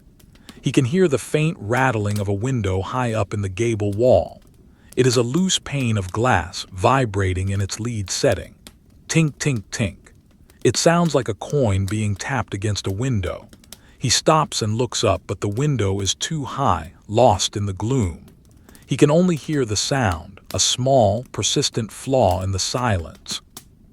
It annoys him slightly, this imperfection, this breach of the peace. But there is nothing he can do. It is too high. It belongs to the air. He approaches the tomb of a medieval knight, lying in an arched recess in the wall. This is a crusader, his legs crossed, his hand on the hilt of his sword. The stone is sandstone, red and crumbly, unlike the hard limestone of the rest of the church. The details of the armor are worn away, the chainmail reduced to a vague texture. The guard looks at the knight's face. The nose is missing, broken off centuries ago. The eyes are blank orbs. He looks tired. Even in stone, he looks exhausted. The guard feels a surge of empathy. They are both soldiers, both on duty, separated only by time and the state of their flesh. One is waiting for the judgment, the other is waiting for the dawn. He sits on the edge of the tomb's base for a moment. It is forbidden, strictly speaking, but there is no one to see. The stone sucks the heat from his thighs through the wool of his trousers, but the relief of taking the weight off his feet is worth the thermal cost. He sets the lantern on the floor. The light casts long, low shadows across the aisle, turning the floor into a landscape of jagged peaks and valleys. He stares at the flame. It is the only thing that moves. It consumes, it dances, it lives. He watches the blue base of the flame where the combustion is hottest. It is a perfect, clean color, a sapphire in the yellow fire. He closes his eyes. The silence rushes in to fill the space left by his vision. He can hear the building settling. A beam creaks in the roof, a sound like a ship straining at anchor. A stone clicks somewhere in the nave, expanding or contracting. The wind moans softly around the exterior, a constant, mournful accompaniment. He counts his own heartbeats. Thump, thump, thump, thump. They are slow, calm. He is in a state of hibernation, a walking sleep. He opens his eyes. The lantern is still burning. The night is still dead. The night is still young. He sighs, a cloud of white vapor escaping his lips and drifting up towards the ceiling. He pushes himself up, his joints stiff and protesting. The cold has settled into his hips, making the first few steps awkward. He picks up the lantern, the handle biting into his glove. He walks towards the south door, the main entrance for the public during the day. It is a small door compared to the great western portal, set into a larger archway. There is a porch outside, he knows, with stone benches where beggars sit during the day. Now it will be empty, swept clean by the wind. He checks the bolts on the south door. They are secure. He puts his ear to the wood. He can hear the wind whistling through the porch, a hollow, lonely sound. He imagines the leaves swirling on the stone outside, dry and brown, scraping against the masonry. He turns away from the door and faces the long stretch of the south aisle. It is a tunnel of darkness leading back towards the west end. He has walked this path a dozen times tonight. He will walk it a dozen more. It is the loop. It is the duty. He begins to walk, the sound of his boots returning to the familiar rhythm. Thud, scuff, thud, scuff. The lantern swings. The shadows march. The cold deepens. He passes a pillar where a small votive candle stand has been placed. It is empty now, the candles all burned out or extinguished. The iron spikes of the stand look like a torture device in the shadows, sharp and black. He runs a gloved finger over the rim of the wax tray. It is cold and hard, droplets of solidified wax sticking to the metal. He picks at a piece of red wax with his fingernail, flaking it off. It falls to the floor, a tiny speck of color on the gray stone. He continues, his mind emptying of thoughts. There is no past, no future. There is only the sensation of the cold air in his lungs, the weight of the cloak on his shoulders, and the pool of light moving with him through the dark. He is a ghost haunting his own life, a specter of duty. He reaches the font again at the west end. The ice has thickened. It is a solid lid now, sealing the holy water. The reflection is gone. The water is blind. He walks past the font, heading towards the north aisle again.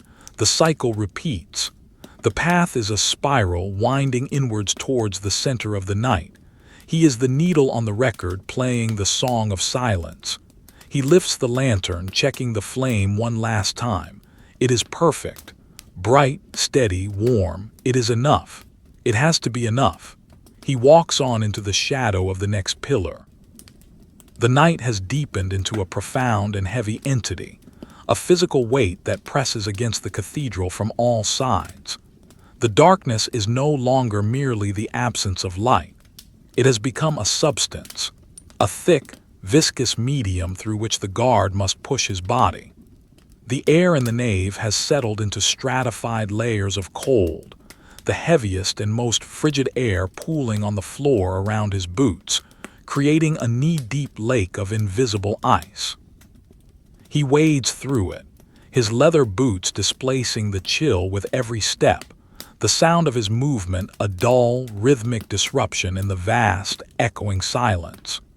The cathedral feels hermetically sealed, a stone capsule drifting through the void of the winter night, disconnected from the earth, disconnected from the sky, existing only in this singular, frozen moment. He moves away from the western end, leaving the shadow of the great doors behind him. His path takes him along the line of the southern arcade, where the pillars are thickest and the shadows most impenetrable. The lantern in his hand casts a swaying, nausea-inducing light that makes the floor seem to heave and roll like the deck of a ship. The flagstones here are uneven, heaved up by the slow, geological pressure of the earth beneath the foundations. He navigates the terrain with a somnambulist's grace, his muscles adjusting automatically to the slopes and ridges of the stone. He does not look down. He knows the floor by the feedback of his soles, by the way the leather twists and flexes against his ankles. To his right, the stained glass windows are black voids, stripped of their daytime glory. But now a new sound has joined the chorus of the wind. It is a sharp, granular hissing, a sound like millions of tiny teeth gnawing at the glass. Sleet. The weather outside has turned, the moisture freezing as it falls, driven by the wind against the southern face of the building. He stops to listen.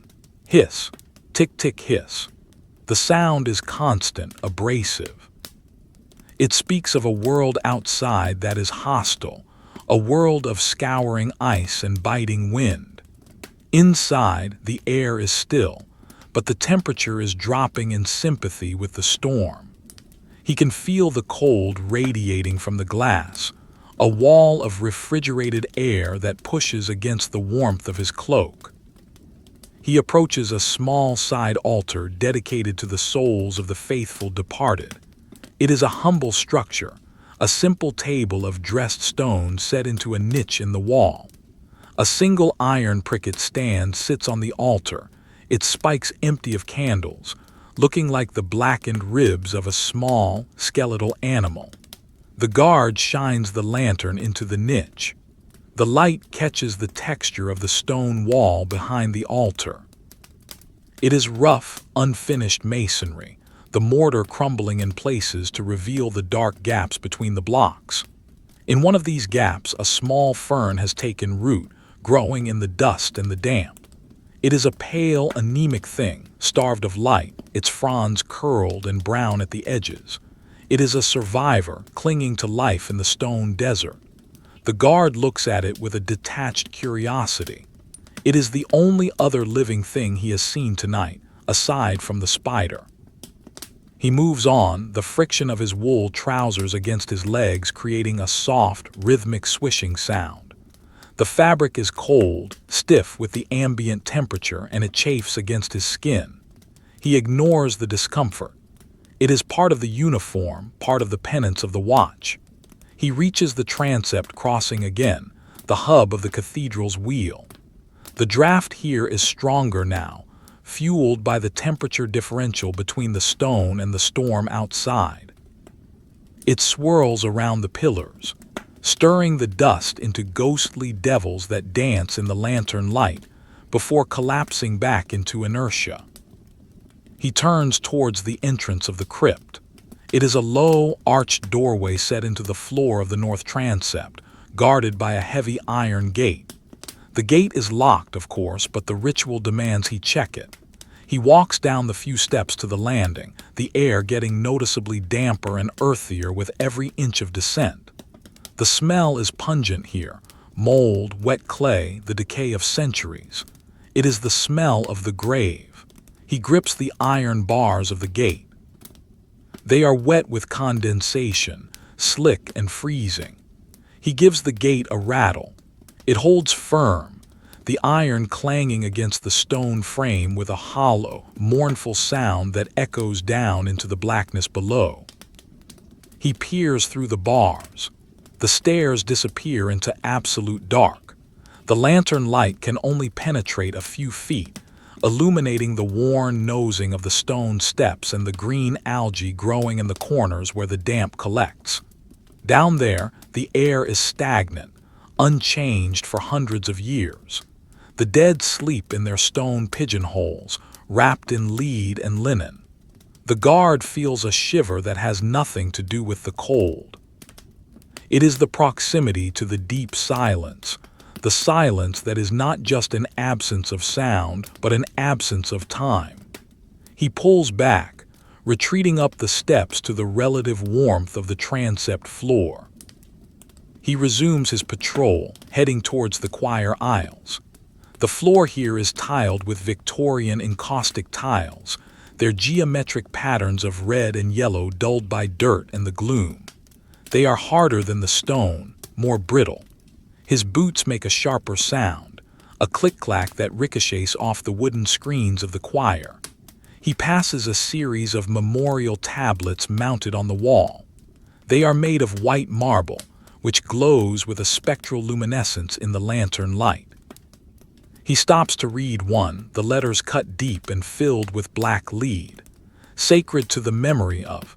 The name is worn away, erased by a leaking pipe that has dripped water down the face of the stone for decades. The water has dissolved the marble, creating a smooth, white scar where the name used to be. The person is doubly dead now, their name lost to the stone. He continues walking, his shadow stretching out before him, a long, distorted giant that climbs the pillars and folds itself over the arches. He is accompanied by his own dark twin, a silent mimic that mocks his every move. The lantern swings and the shadow swings. The lantern stops and the shadow stops.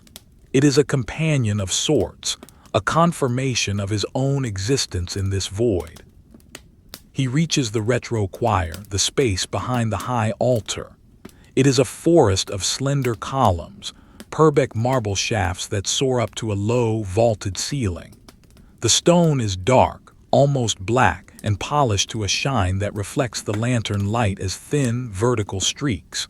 It looks like a petrified grove of trees, a sacred wood turned to stone. The air here is very still, protected by the bulk of the altar screen and the surrounding chapels. It is a pocket of silence within the silence. He walks to the Lady Chapel at the far east end. The sleet is hitting the great east window here with tremendous force. Rat-a-tat-tat. It sounds like gravel being thrown against the glass. The lead frames are rattling violently, a constant, nervous shivering that vibrates through the floor. He puts his hand on the stone sill of the window. It is vibrating, humming with the energy of the storm. He looks up at the glass. It is a wall of black ice, impenetrable and cold. He can see nothing of the outside world, only the reflection of his own lantern, a tiny, lonely star in the blackness. He turns his back on the window and looks down the length of the chapel. The ceiling is a fan vault, a complex web of stone ribs that spread out like palm fronds. The shadows of the ribs are cast onto the floor, creating a net of darkness that he must walk through. He steps carefully, placing his feet in the spaces between the shadows, a childish game he plays to keep his mind alert. Step on the light. Avoid the dark. The floor is cold, the cold seeping through his soles, numbing his toes. He curls them inside his boots, a small, futile movement to generate heat. He passes a chantry chapel, a small stone cage built for a wealthy family. The stone screen is carved with heraldic shields, lions and griffins rampant in the gloom. The paint has long since peeled away, leaving the stone bare and gray. Inside, a tomb chest stands in the center, topped with two effigies, a husband and wife lying side by side. The guard shines the light on them. They are holding hands. The stone hands are worn smooth, the fingers merging into a single block of limestone. It is a gesture of eternal patience. They are waiting for the resurrection, hand in hand in the cold and the dark. The guard feels a sudden, profound sense of peace. They are not lonely. They have each other. He has only the lantern. He leaves the Lady Chapel and walks back into the north choir aisle. The wind noise recedes, muffled by the layers of stone. The silence returns, heavy and suffocating. He stops at a wooden door set into the wall. It leads to the treasury where the gold and silver plate is kept. The door is reinforced with iron bands studded with massive rivets. He tries the handle. It is locked, immovable. He checks the padlock, a heavy brass mechanism that hangs from a staple. It is cold and greasy to the touch. He gives it a tug. It clanks against the wood, secure. The gold is safe. The silver is safe, metal sleeping in the dark. He moves on, his pace slowing. The cold is draining his energy, a slow leak of vitality. He feels heavy, his limbs leaden. The wool cloak weighs 50 pounds. The lantern weighs 20. He is carrying the weight of the cathedral on his shoulders. He reaches the north transept again and stops by the great clock. The pendulum is swinging, tick, tock. It is the heartbeat of the building. He watches the brass bob swing back and forth, catching the light. It is mesmerizing. It divides the time into manageable chunks. 1 second, another second. The night is made of millions of these seconds. He just has to live through them one by one. He looks up at the face of the clock. It is a complex diagram of the universe painted in blue and gold. The hands are stillness itself, moving so slowly that he cannot see the motion. But they are moving. Time is passing. The earth is turning. The sun is creeping towards the horizon, hours away. He takes comfort in the mechanics of it. The universe is a machine and he is a cog. He has a function: to watch, to wait, to endure. He turns away from the clock and heads into the north aisle of the nave. The vista opens up, a long tunnel of stone pillars stretching into the dark. The air is misty here, a faint haze of condensation and dust that catches the lantern light. He walks into the mist. It feels damp on his face, cold and clammy. It tastes of stone and old incense. He is breathing the history of the building. He passes a series of windows on his right. The sleet is still hitting them, but softer here on the sheltered side. It sounds like a whisper, a secret conversation between the ice and the glass. Hush, hush, hush. He walks past a radiator grill in the floor. It is cold, dead. No heat rises from it. The furnace is out. The building is left to its own devices, to its own thermal inertia. It is a stone icebox. He reaches the font again at the west end. The ice on the water is thicker now, opaque and white. He taps it with his knuckle, tink. It is solid. The water is sealed. He looks at the carvings on the side of the font. They depict the 7 sacraments: baptism, confirmation, marriage. Stone people enacting stone rituals. They are trapped in the stone, frozen in the moment of the act. The priest raises his hand to bless, but the blessing never falls. The baby is held over the water but never touches it. It is a suspended reality, a pause button pressed on history. He walks to the center of the nave and stops. He is surrounded by the vast emptiness of the church. The pillars rise up like the trunks of giant redwoods, disappearing into the canopy of the darkness. He feels very small, a microscopic organism in the belly of a whale.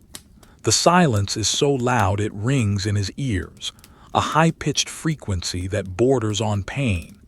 He swallows to clear his ears, the sound of his own throat swallowing loud and wet in the quiet. He checks the lantern flame. It is burning lower now, consuming the oil. He will have to refill it soon. He has a flask of oil in his pocket, a metal flask that feels cold against his hip, but not yet. He will wait until the flame is lower, until the shadows are longer. He hovers his hand over the top of the lantern, feeling the heat rising from the vent. It is a column of warm air, a thermal plume that rises up into the cold. He warms his palm, then turns his hand to warm the back. The heat is fleeting, a temporary respite. The cold is permanent. He looks towards the east end, towards the distant altar. It is a blur of gray shadows. The sanctuary lamp, a red light that usually burns there, is out. Or perhaps it is hidden by a pillar. He cannot see it. He is alone in the dark. He feels a sudden urge to shout, to break the silence, to assert his presence. I am here, but he does not. The silence is too strong. It would swallow his voice in an instant. The stone would absorb the sound and give nothing back. He remains silent. He is the guardian of the silence. He shifts his weight, his boots creaking. He turns and begins to walk back down the south aisle. The loop continues. The path is a circle. He is walking the rim of the wheel. The cold is the axle. The night is the rim. He walks, step, step, step. The sound of his boots is the only clock that matters. He is the timekeeper. He is the watchman. He passes a stone bench where a beggar's cloak has been left, a bundle of rags in the corner. He shines the light on it. It is empty. The beggar is gone. Only the shape of him remains, a hollow form in the cloth. The guard looks at it. It looks like a shed skin, a chrysalis left behind. He wonders where the beggar is tonight, probably huddled in a doorway somewhere, freezing. The guard is lucky. He has the lantern, he has the walls, he has the duty. He moves on, the shadows parting before him and closing behind him. The cathedral flows around him like water. He is swimming through the stone. He is drowning in the air. He is the ghost in the machine. He walks on. The night is long. The stone is cold. The silence is absolute. The cathedral has settled into the deepest trough of the night, a profound and absolute nadir where time seems to have stopped completely, arrested by the sheer, crushing weight of the cold. The air in the south aisle is a solid block of ice, motionless and heavy, pressing against the guard's face with the tactile density of a frozen shroud. He stands near the entrance to the chapel of St. Michael, a small, enclosed space off the south transept that is usually filled with the warm light of votive candles, but which is now a cavern of pitch blackness. The silence is no longer just an absence of sound. It is a resonant frequency, a low-level vibration that hums in the bones of the building and the teeth of the man. It is the sound of the earth sleeping, the sound of the stone enduring. He leans against a limestone pillar, the rough texture of the masonry biting through the thick wool of his cloak. The stone is impossibly cold, a vertical glacier that sucks the heat from his shoulder blade with a relentless, hungry persistence. He does not move away. To move requires energy, and the cold has sapped his will, slowing his thoughts to the viscosity of treacle. He is content to stand, to be a static element in the composition of the night. His breath plumes out before him in slow, rhythmic clouds, white ghosts that drift sluggishly in the stagnant air before dissolving into the gloom. Each exhalation is a testament to the heat remaining in his core, a small defiance against the entropy of the winter. The lantern in his hand feels heavier now, the brass handle cutting into the leather of his glove. The flame is burning lower, the pool of oil at the bottom of the reservoir dangerously shallow. It is time for the ritual of replenishment. He knows this not by looking at a watch, but by the quality of the light. It has become warmer, more orange, struggling to push back the shadows that crowd in closer with every passing minute. The darkness is a predator, waiting for the light to fail. He pushes himself off the pillar, his joints popping with the sound of dry twigs snapping. He walks stiffly towards a heavy oak bench set against the wall, the wood dark and polished by centuries of use. He places the lantern on the bench, the metal base making a dull clunk that echoes briefly before being swallowed by the vastness of the nave. The light casts long, distorted shadows of the bench legs across the floor, making them look like the limbs of a giant spider crouching in the dark. He reaches into the deep pocket of his cloak and withdraws a metal flask. It is made of pewter, battered and dented dull gray in the lantern light. It is cold to the touch, freezing his fingers even through the glove. He shakes it gently. The oil inside sloshes with a thick, heavy sound like syrup. The cold has increased its viscosity, turning the fuel into a slow-moving sludge. He unscrews the cap of the flask, the metal threads grinding against each other with a high-pitched squeak that sets his teeth on edge. The smell of the oil wafts up, a raw, earthy scent of refined fat and minerals, pungent and cloying in the clean, sterile air of the cathedral. He kneels on the stone floor, ignoring the bite of the cold against his knees. He needs to be level with the lantern. He opens the glass door of the lamp, the heat of the flame escaping in a sudden small rush that warms his face for a split second. He holds the flask over the reservoir, his hand trembling slightly from the chill. He tilts it. The oil pours out in a thick, golden stream, catching the light of the dying flame. It looks like liquid amber, slow and heavy. It fills the reservoir, covering the base of the wick, rising up the sides of the brass tank. He watches the level carefully, mesmerized by the glint of the fire on the liquid surface. Glug, glug. The sound is wet and intimate in the dry silence. He stops pouring just before the oil reaches the brim. He screws the cap back onto the flask, the grinding sound repeating. He places the flask back in his pocket, the weight of it settling against his hip. Now he must trim the wick again to ensure a clean burn with the fresh fuel. He takes out the snips, performs the surgery on the carbonized rope, and watches the flame leap up, bright and yellow. The light stabilizes, pushing the shadows back a few feet. The world is safe again. The perimeter is re-established. He closes the lantern door and latches it. The click of the latch is a period at the end of a sentence. The ritual is complete. He stays kneeling for a moment, his head bowed, not in prayer but in exhaustion.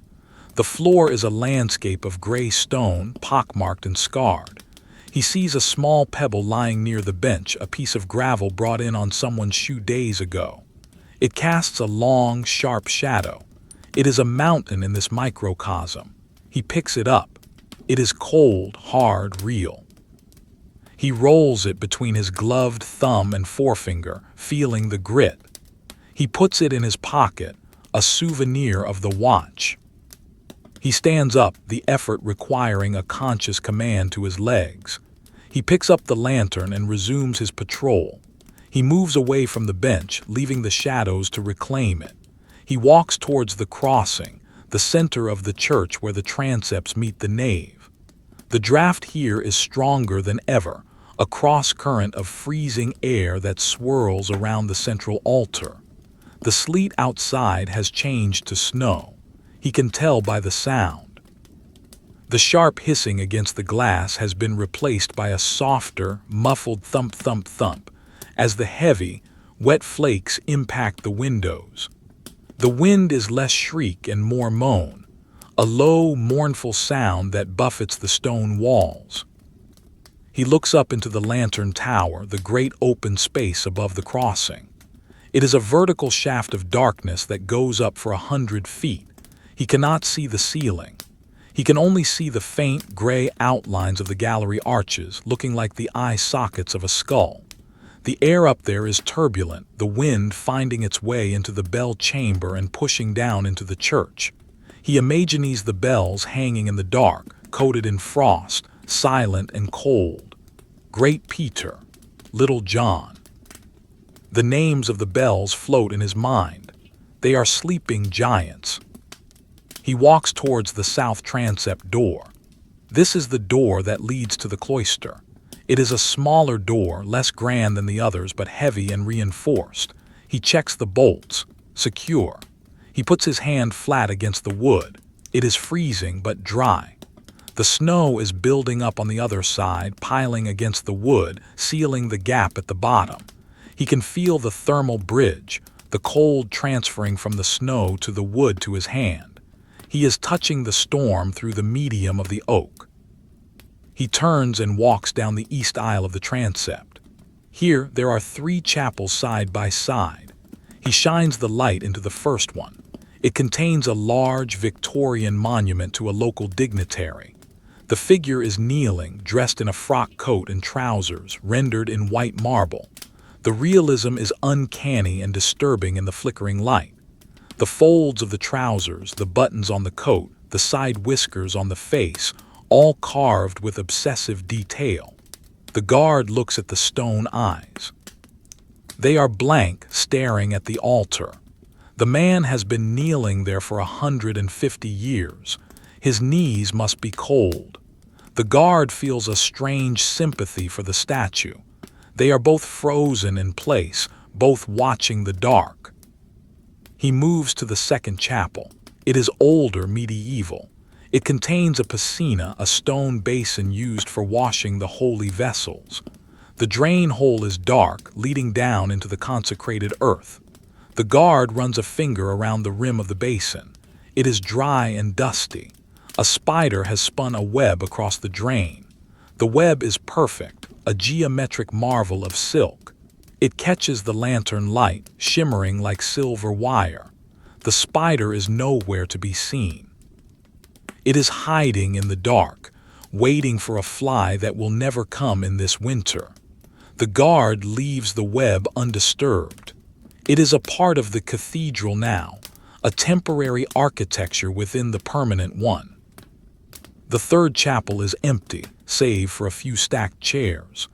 They are modern wooden chairs with straw seats looking out of place in the ancient stone bay. They are piled haphazardly, their legs sticking out at odd angles.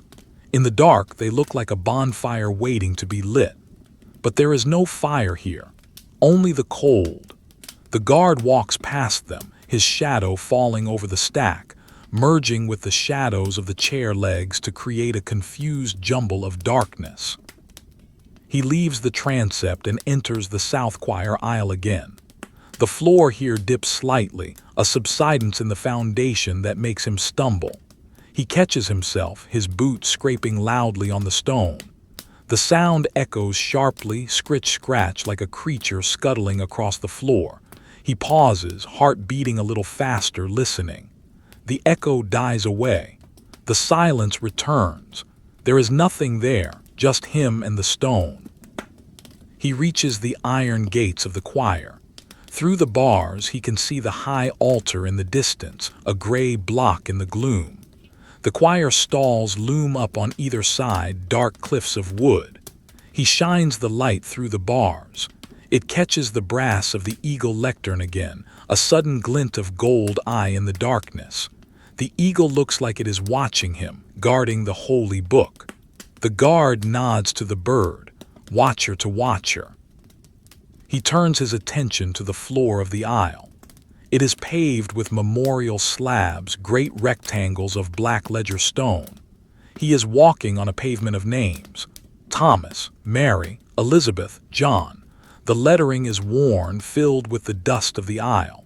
He tries not to step on the names, stepping instead on the blank spaces between the stones, a respectful hopscotch in the dark. It is a difficult rhythm to maintain, his stride breaking and shortening. He gives up after a few yards and returns to his steady walk.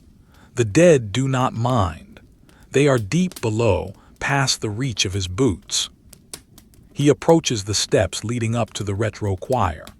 The stone steps are worn in the center, hollowed out by generations of feet. He climbs them slowly. 1, 2, 3. The change in elevation brings him into a slightly warmer pocket of air, or perhaps it is just the exertion of climbing. He stands at the top, looking down the length of the aisle he just traversed. The lantern light creates a tunnel of visibility, the darkness pressing in from the sides. It looks like a painting in charcoal and chalk, the edges blurred and indistinct. He walks into the retro choir. The forest of Purbeck marble pillars surrounds him again. The polished stone reflects the lantern flame, creating a hall of mirrors effect. Dozens of tiny flames dance on the black columns, moving as he moves. It is disorienting, beautiful. He feels as if he is walking through a crowd of ghosts, each one holding a candle, but they are just reflections, cold light on cold stone. He stops at the shrine base in the center. The hollow where the saint's bones once lay is a pool of shadow. He places his hand on the rim of the stone base. It is smooth as satin, polished by skin. He closes his eyes and imagines the pilgrims who stood here. The noise, the smell of unwashed bodies, the incense, the chanting. It must have been a cacophony of life. Now it is silent. The silence is a heavy blanket that smothers the memory of the noise. The guard prefers the silence. It is cleaner. It is honest. He opens his eyes and looks at the windows of the Lady Chapel beyond. The snow is sticking to the glass now, piling up in the corners of the lead quarrels. The windows are becoming white, opaque squares. The world outside is being erased, covered in a blank sheet of paper. The cathedral is becoming a white tomb, sealed inside a snowdrift. The isolation is total. He walks towards the Lady Chapel. The air here is biting, the glass walls conducting the cold of the snow directly into the room. He can see his breath more clearly here, thick clouds that obscure his vision. He shivers, a violent spasm that shakes his whole body. He wraps his arms around himself, hugging the lantern to his chest. The metal is warm, a hot water bottle against his ribs. He stays like that for a minute, soaking up the heat, his eyes closed. He hears a sound, a soft thump. He opens his eyes. A bird has flown into the window from the outside, confused by the snow or the faint glow of the lantern. He sees a dark shape against the whitened glass sliding down, leaving a small streak in the snow. Then it is gone, poor creature. It will freeze in the snow. The guard feels a pang of sadness. The winter is cruel.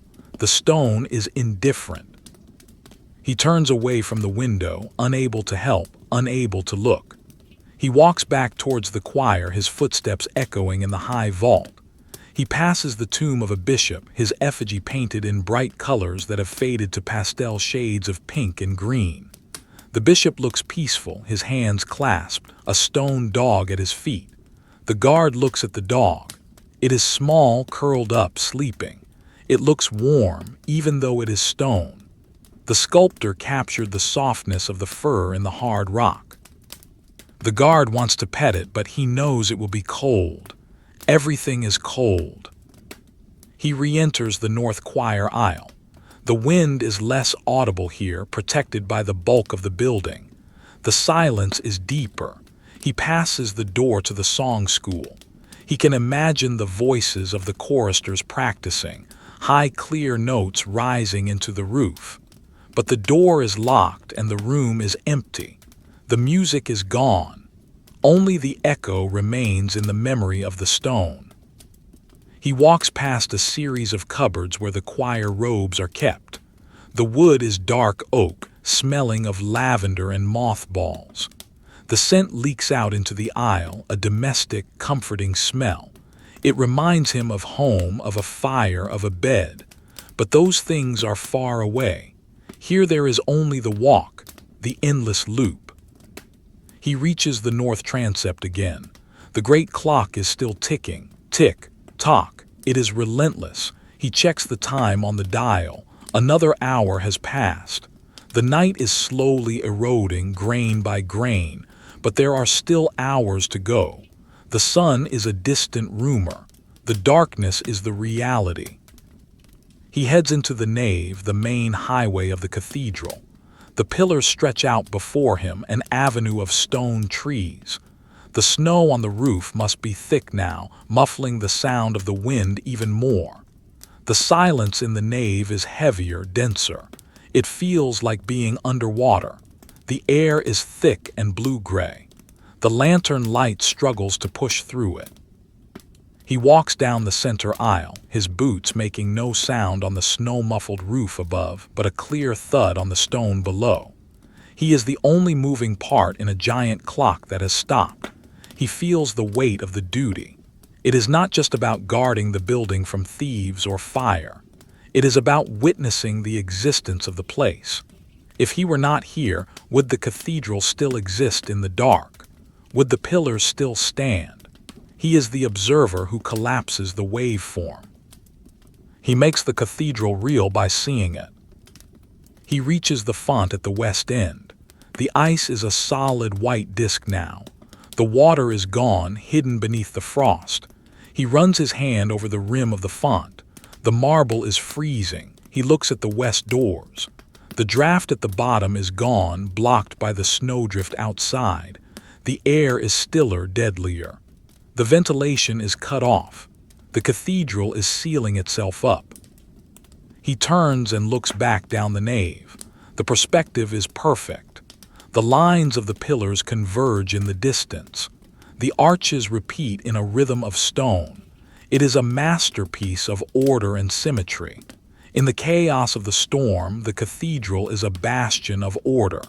It is a stone logic that defies the wind. He adjusts the lantern, his hand gripping the handle.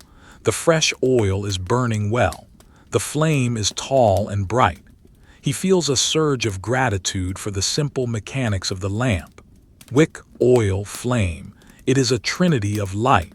He starts to walk again, heading for the north aisle. The patrol must continue.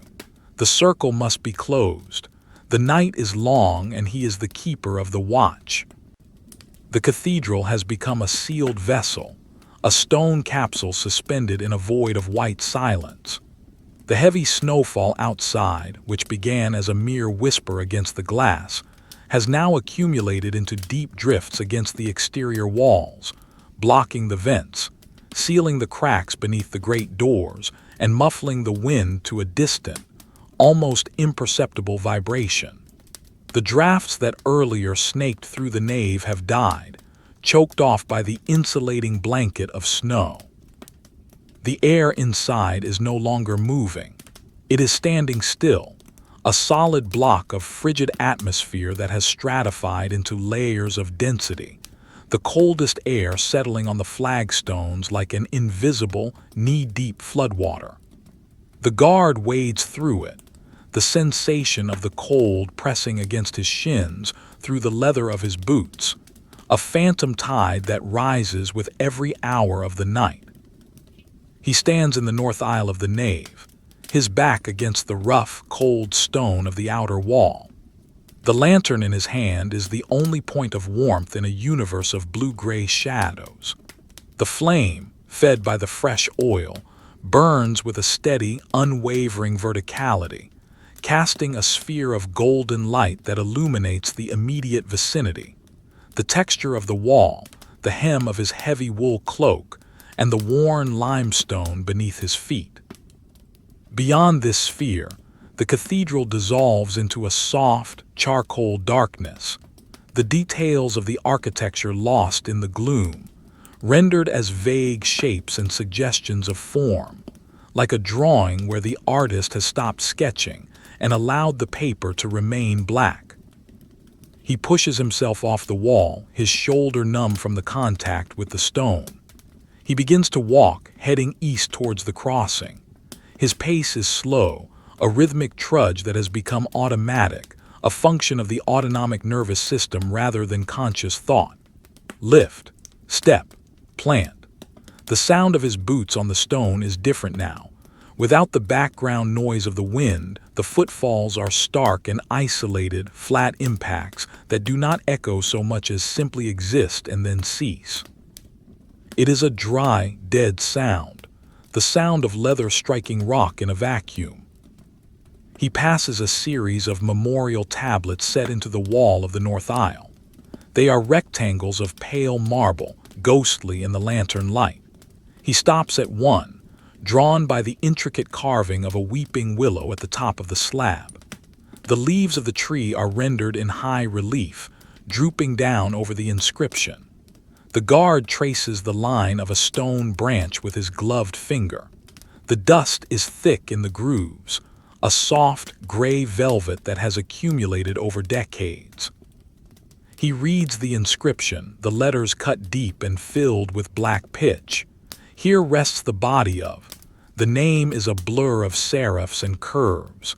It does not matter. The sorrow carved into the stone is generic, a formalized grief that has long since lost its sting. The stone weeps so the living do not have to. He continues his patrol, the silence pressing against his ears with a physical weight. It is a tinnitus of quiet, a high-pitched frequency that seems to emanate from the stone itself. He reaches the transept crossing, the intersection of the great arms of the church. Here, the space opens up vertically, soaring into the lantern tower above. He tilts his head back, looking up into the abyss. The tower is a shaft of darkness, a chimney for the night. He cannot see the ceiling, nor the gallery, nor the bells. He can only sense the volume of the space, the sheer height of it pulling at his equilibrium. It feels as if gravity is weaker here, as if he could float up into the dark like a speck of dust. He lowers his gaze to the floor. The crossing is paved with a complex geometric pattern of black and white tiles, a chessboard for giants. He steps onto a white tile, then a black one. The contrast is sharp in the lantern light. He feels a strange compulsion to walk only on the black tiles, to blend his shadow with the darker stone. He adjusts his stride, stretching his legs to bridge the gaps. It is a small, absurd game, a way to impose a personal order on the indifferent geography of the floor. Black, black, black. He moves like a knight on the board, an erratic piece with no opponent. He approaches the entrance to the choir, the heavy wooden screen looming up out of the darkness. The screen is a masterpiece of medieval carpentry, a wall of oak carved into lace. He shines the lantern on the panels. They depict scenes from the wilderness, forests, beasts, tangled vines. He sees a carving of a green man, his face composed of oak leaves, vines spewing from his mouth to form the border of the panel. The guard looks into the wooden eyes of the green man. They are deep holes drilled into the oak, pools of shadow that seem to watch him back. The wood is dark, almost black with age and varnish, absorbing the light rather than reflecting it. It looks warm, but when he touches it, it is as cold as the stone. A deceptive material. He pushes the gate of the screen open. It swings silently now, the hinges frozen or perhaps just resigned to the movement. He steps into the choir. The stalls rise on either side, high-backed and imposing. The air here smells of old books and beeswax, a scent that has been concentrated by the cold. He walks down the center aisle, the floorboards creaking softly under his weight. These are not the stone flags of the nave. This is timber suspended over a void. The sound is hollow, resonant. He imagines the crypt below, the empty space beneath the wood where the dust settles in the dark. He stops at the bishop's throne, a towering structure of carved wood at the end of the southern row of stalls. It is a spire in its own right, reaching up towards the vault. The seat is cushioned with velvet that was once purple but is now a faded, dusty gray. The guard shines the light on the armrests. They are carved in the shape of lions' heads, their mouths open in a silent roar, their manes worn smooth by the hands of centuries of bishops. He runs his thumb over the smooth wood of the lion's skull. It is cold, hard, unyielding. The lion is trapped in the wood just as he is trapped in the stone. He moves towards the high altar. The sanctuary rail is made of heavy brass, supported by iron stanchions. He places his hand on the rail. The metal is freezing, biting through his glove with an intensity that makes him wince. He withdraws his hand, flexing the fingers to restore circulation. The brass gleams dully in the lantern light, a sullen gold that offers no cheer. Beyond the rail, the altar stands stripped and bare, a block of gray granite that looks like a sacrificial slab waiting for a victim. There is no cloth, no cross, no candles, just the stone. He walks around the altar, entering the ambulatory that curves behind the sanctuary. The floor here is uneven, the tiles worn into hollows by the shuffling feet of pilgrims who walked this path 500 years ago. He can feel the depressions through his boots, a physical memory of the past. The walls are lined with chantry chapels, small stone cages where priests once sang masses for the dead. Now they are used for storage, filled with stacks of old chairs and boxes of candle ends. He shines the light into one. The shadows of the chair legs create a chaotic jumble of black lines on the wall, a cage of shadows within the cage of stone. He reaches the retro choir, the forest of Purbeck marble pillars. The light reflects off the polished shafts, creating vertical streaks of yellow that move as he moves. It is a hall of mirrors without the glass. He feels disoriented here, the repetition of the columns confusing his sense of direction. He stops and closes his eyes, letting his internal compass reset. He listens. The silence is absolute. The snow has sealed the building tight. There is not even the sound of the wind. Just the blood rushing in his ears, a whoosh-whoosh sound that proves he is still alive. He opens his eyes and walks towards the Lady Chapel at the extreme east end. The great east window is a wall of white.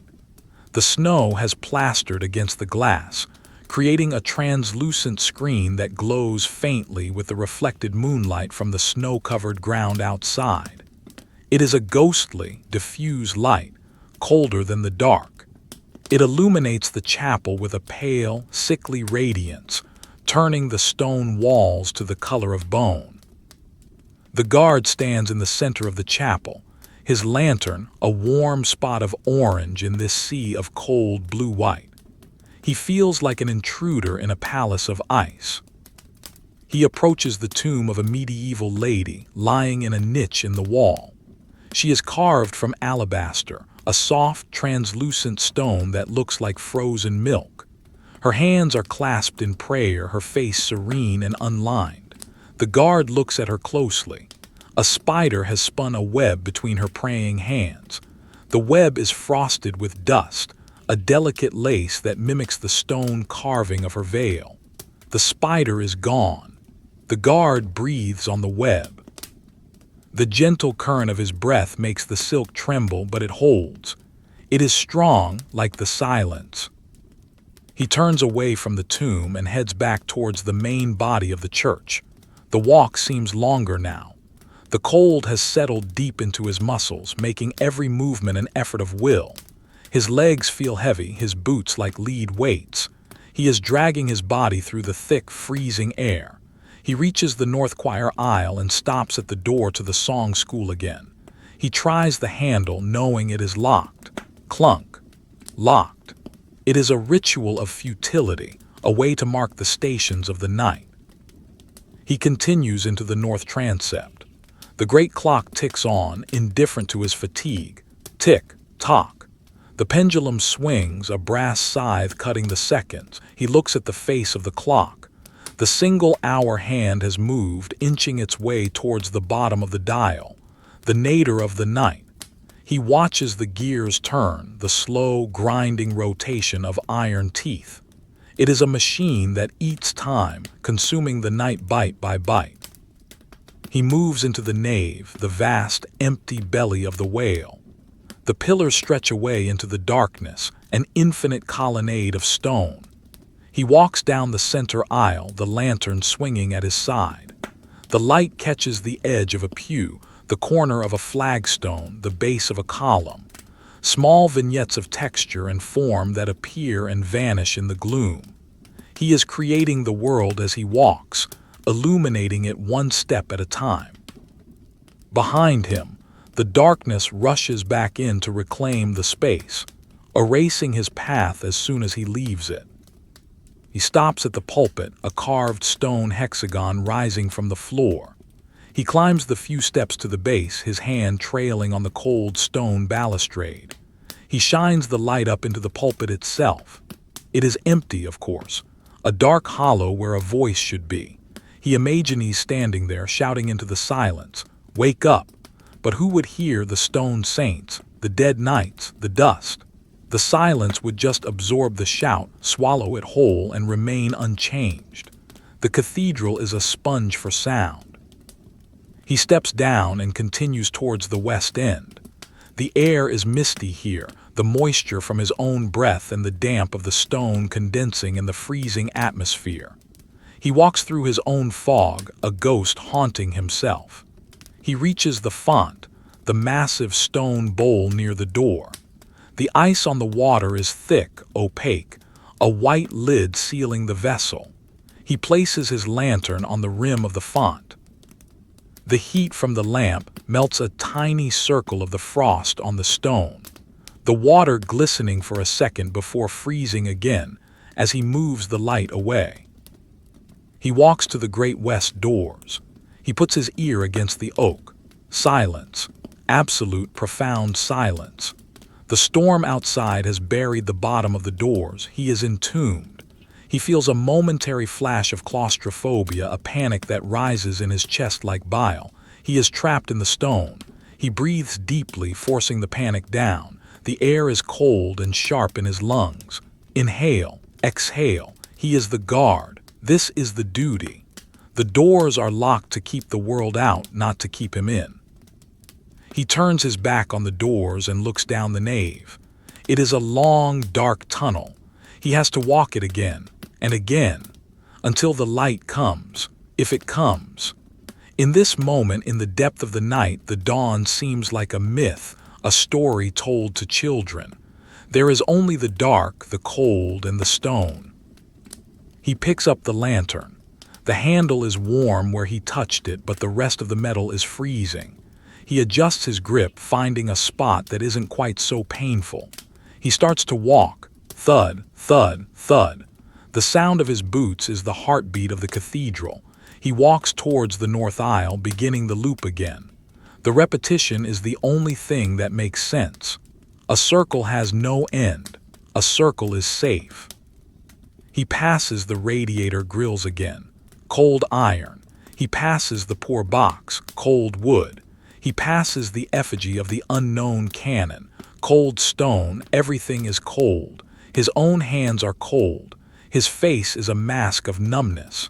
He wonders if he is turning to stone himself. If he stood still long enough, would the moss grow on his boots?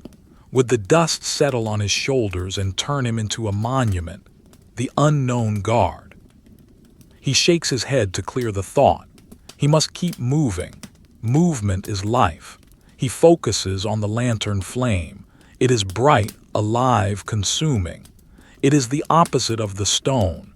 He protects it with his body, shielding it from the non-existent drafts. It is his child, his soul. He carries it through the valley of the shadow of death. He reaches the crossing again.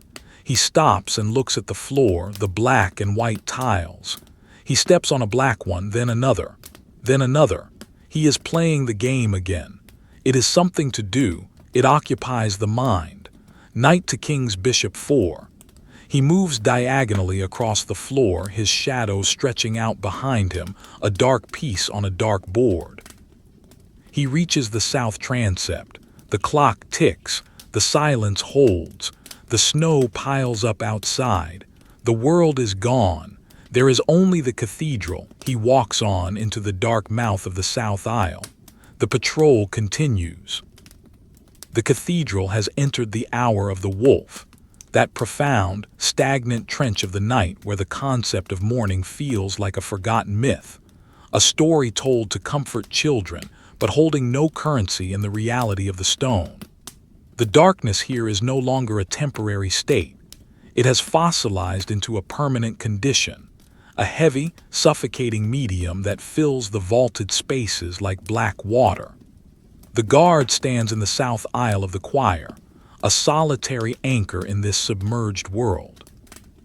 The silence is absolute, a crushing physical pressure that presses against the eardrums and settles deep within the inner ear, creating a phantom ringing that mimics the high-pitched vibration of a tuning fork struck hours ago and left to decay into infinity. He leans his shoulder against the rough, cold masonry of a pillar.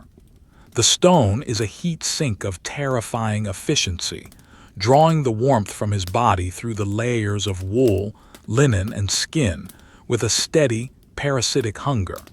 He does not pull away.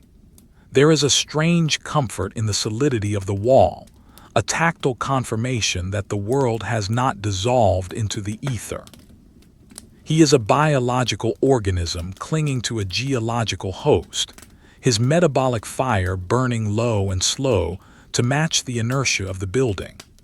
His breath plumes out in the lantern light, slow, rhythmic clouds of white vapor that drift lazily upwards, catching the yellow glow before dissipating into the charcoal gloom of the upper arches. The lantern in his hand is heavy, a dead weight that pulls at the tendons of his forearm. The brass handle has cooled to the temperature of the surrounding air, a ring of freezing metal that bites into his gloved palm. The flame inside is steady, a small, defiant tongue of fire that consumes the oil with a silent, voracious appetite. He watches it, mesmerized by the blue transparency at the base of the wick, the point where the liquid fuel transubstantiates into light and heat. It is a miracle of chemistry occurring in a vacuum of faith. He lifts the lantern slightly, the movement causing the shadows of the choir stalls to lurch and sway like waking giants. The carved wooden beasts on the armrests, griffins, lions, wyverns, seem to turn their heads in the flickering light, their wooden eyes following his progress with indifferent malice. He pushes himself off the pillar, his boots scraping against the flagstones with a sound like a file on slate. Scritch thud. He begins to walk towards the retro choir, the ambulatory that curves behind the high altar. The air here is colder, if such a distinction is even possible. It is a stillness that bites, a sharp, crystalline cold that freezes the moisture in his nostrils and makes the skin of his face feel tight and brittle, like parchment stretched over a drum. The floor is uneven, the tiles heaved up by centuries of subsidence, creating a treacherous topography of ridges and hollows. He navigates it with the muscle memory of a sleepwalker, his feet finding the flat spots, the safe zones, without conscious thought. He passes the entrance to the chantry of the Golden Rose, a small chapel shielded by a screen of intricate ironwork. The metal is black, cold, and coated in a fine layer of dust that looks like gray fur in the lantern light. He pauses to shine the light through the bars. Inside, the tomb of the founder lies in deep shadow. The effigy is of a merchant, his hands clasping a stone purse, his feet resting on a wool sack. The guard looks at the stone purse. It holds nothing now but the cold. The gold is gone, the wool rot has taken the real sacks, and only the stone representation remains, a monument to commerce in a house of prayer. The guard feels a dull, heavy kinship with the stone merchant. They are both keeping watch over empty assets. He moves on, the sound of his breathing loud in the confined space of the ambulatory. Inhale, pause, exhale, pause. It is a slow, hydraulic rhythm. He reaches the Lady Chapel at the far east end. The great window is a wall of pale, ghostly gray. The snow outside has piled high against the glass, burying the lower panels and turning the window into a translucent screen that glows with a sickly, submarine light.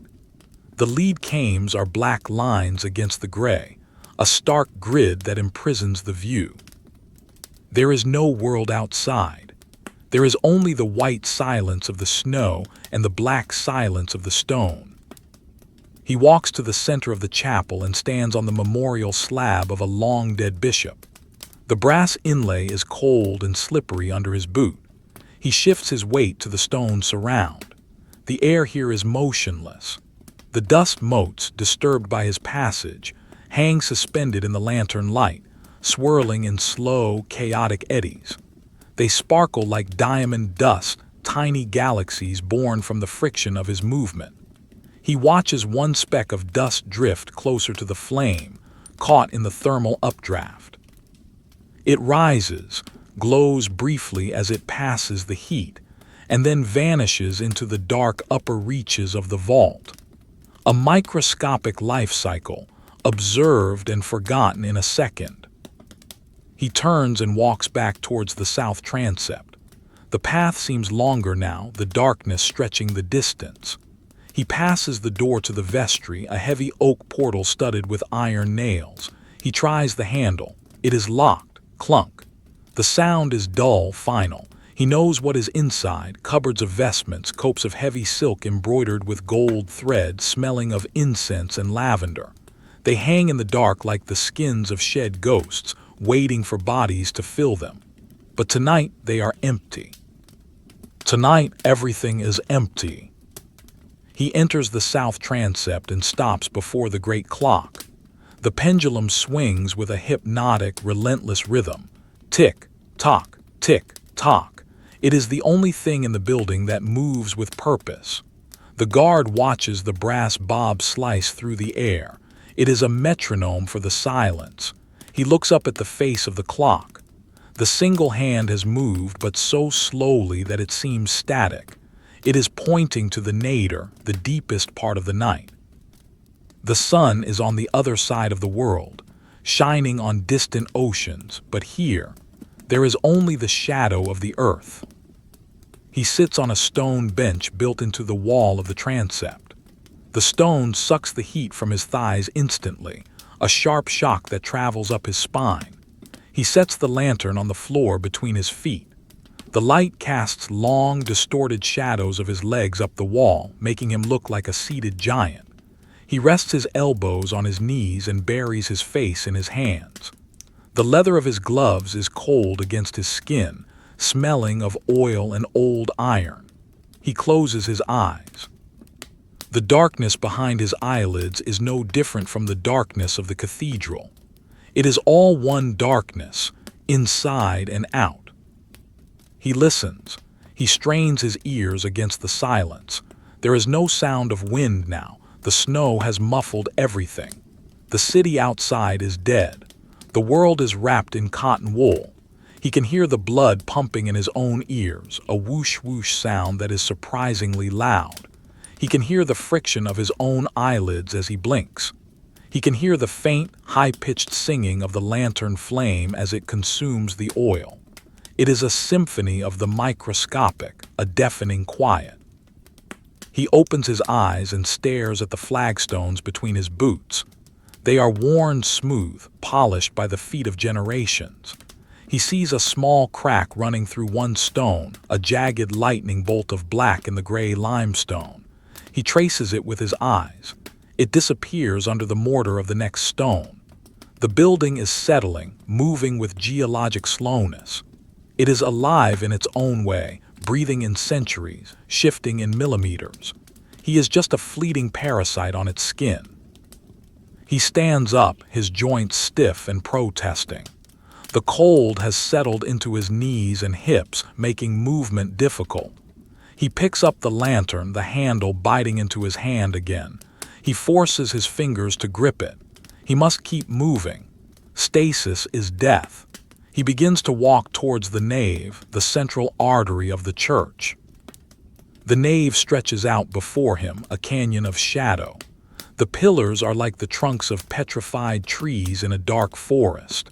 He walks down the center aisle, his boots making no sound on the stone now, or perhaps he has just stopped hearing it. He feels weightless, as if he is floating through the dark. The lantern light creates a bubble of reality that moves with him. Outside the bubble, nothing exists. He stops at the font near the west door. The ice on the water is thick, opaque, a white lid sealing the holy water. He places his hand on the rim of the font. The stone is freezing. He looks at the carvings on the side, the baptism of Christ. The stone water flows over the stone head of the Savior. It is frozen in time, a moment of grace captured in rock. The guard wonders if the water in the River Jordan was this cold. He doubts it. This is a cold peculiar to this place, this latitude, this stone. He turns his back on the west doors. He does not check them this time. He knows they are sealed by the snow. He is entombed. He accepts it. He walks back up the north aisle, keeping close to the wall. The wall is damp, sweating condensation. He runs his gloved hand along the stone. It comes away wet. The cathedral is crying ice water. He passes a series of stained glass windows. They are black, lifeless. No moon, no stars, no streetlights, just the black backing of the snow. He feels a sudden, intense isolation. He is the last man on earth, the last consciousness in the universe. He and the lantern, and the stone. He reaches the north transept and turns into the crossing. He looks up into the tower again. The darkness is absolute. He feels a sense of vertigo, a fear of falling upwards into the void. He lowers his head and focuses on the floor, the black and white tiles. He steps on a black one, safe. He steps on a white one, danger. He corrects his stride. Black, black, black. He is playing the game again. It keeps the madness at bay. He walks towards the choir screen. The organ loft looms above him, a dark cliff of wood and metal. He imagines the pipes up there, rows of metal soldiers standing at attention in the dark. Principal, flute, trumpet, silent voices. He walks under the loft, the ceiling low and heavy. The air is stagnant here, trapped. It smells of dust and old leather bellows. He enters the choir again. The stalls are empty. The bishop's throne is empty. The dean's stall is empty. The silence fills them all, sitting in the seats, waiting for the service to begin. A service of silence, a liturgy of ice. The guard is the congregation. He walks down the aisle, nodding to the empty seats. Good evening, my lord. Good evening, Dean. He is greeting ghosts. He reaches the altar rail. He kneels on the stone step, not to pray but to rest. His legs are trembling with fatigue and cold. He rests his forehead against the cold brass of the rail. It burns his skin, a freezing fire. He stays there for a long time. Time has no meaning. Minutes, hours, centuries. It is all the same in the dark. He lifts his head. The lantern is on the floor beside him. The flame is burning lower. He needs to trim the wick again, but not yet. He lacks the energy. He watches the flame. It flickers, dancing in a draft that isn't there. Maybe it is the breath of the dead. Maybe the bishop is blowing on it. He smiles, a cracked movement of his lips. The cold has made him delirious. He pushes himself up. He must finish the round. He picks up the lantern. He walks into the south choir aisle. The floor is paved with ledger stones. He reads the names again. William, Thomas, Henry, they are his friends now. His only company. Hello, William, cold tonight, isn't it? The stone does not answer. The stone never answers. He reaches the retro choir, the forest of pillars. He weaves through them a slalom of shadow. He touches each pillar as he passes. Tag, you're it. The pillars stand still. They are always it. They have been it for 600 years. He reaches the Lady Chapel. The snow window is still glowing with that sickly light. It looks like the eye of a cataract, blind and white. He turns away from it. He hates it. He prefers the honest dark. He walks back towards the nave, the long walk, the final leg of the loop. He is tired, bone tired, soul tired. The cold has eaten into his marrow. He feels brittle as if he would shatter if he fell. He walks carefully, fragile, handle with care. He reaches the crossing. He stops. He looks down the nave. The pillars march away into the gloom. They look like the ribs of a whale. He is Jonah, swallowed by the stone whale. There is no way out, only the wait, the long, cold wait. He checks the lantern. The oil is low. He needs to refill it soon. He pats the flask in his pocket. It is there, cold and heavy. His lifeline, he will do it at the next stop. The bench in the north aisle. Yes, that is the plan. He begins to walk towards the north aisle. Step, drag, step, drag. His rhythm has changed. He is limping slightly. The cold has seized his left hip. It is a rusty hinge. He forces it to work. Move, move. He reaches the bench. He sits down heavily. The wood groans. He places the lantern on the bench. He takes out the flask. His hands are shaking. He unscrews the cap. Squeak. The sound is loud. He pours the oil. Glug, glug. The golden liquid fills the tank. He smells the fat. It is the smell of life. He trims the wick. Snip. The flame jumps up, bright, yellow, warm. He warms his hands over the vent. Heat, precious heat. He closes his eyes and imagines a fire, a roaring peat fire, a cat sleeping on the hearth, a mug of hot ale. He opens his eyes. The stone wall is staring at him. Gray, cold, indifferent. The fire is a dream. The stone is the reality. He sighs, a long, shuddering breath. He caps the flask. He picks up the lantern. He stands up. The hip screams. He ignores it. He starts to walk. The loop continues. The night is not over. The silence is still hungry. He walks into the dark. The night does not end with a sudden burst of light, nor with the heraldic call of a trumpet. It ends with a slow, agonizing dilution of the darkness, a gradual leaching of the color black into the color gray.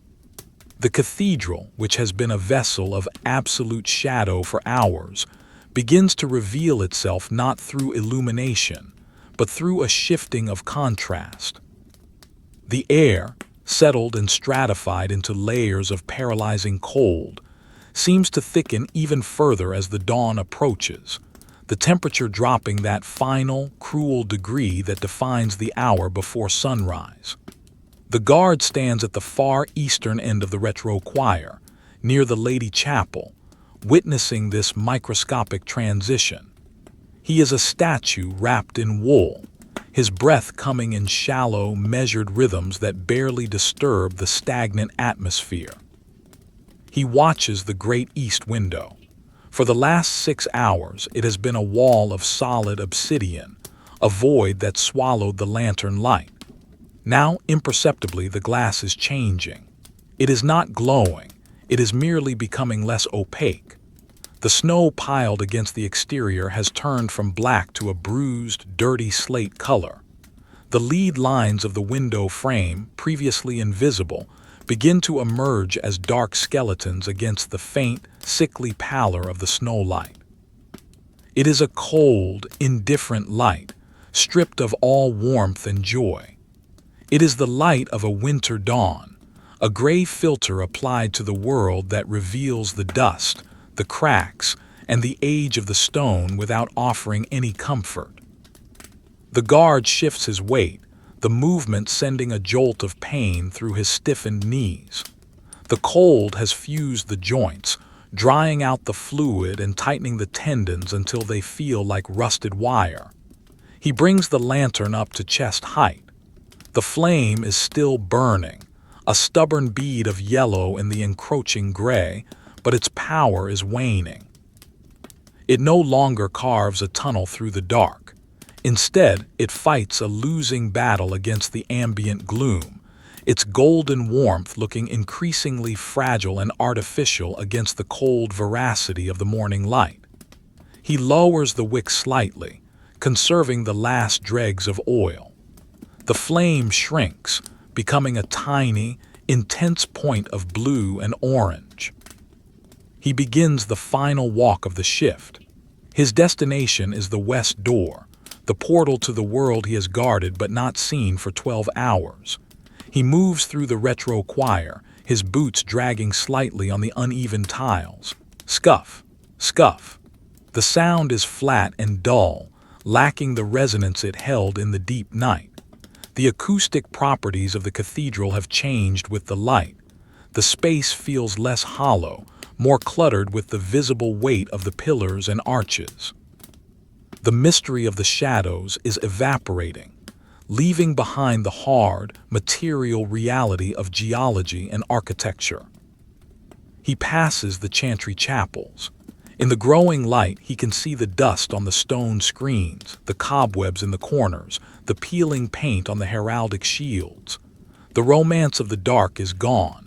The knight on his tomb looks less like a sleeping warrior and more like a battered carving of sandstone, his nose broken, his sword chipped. The guard nods to him anyway.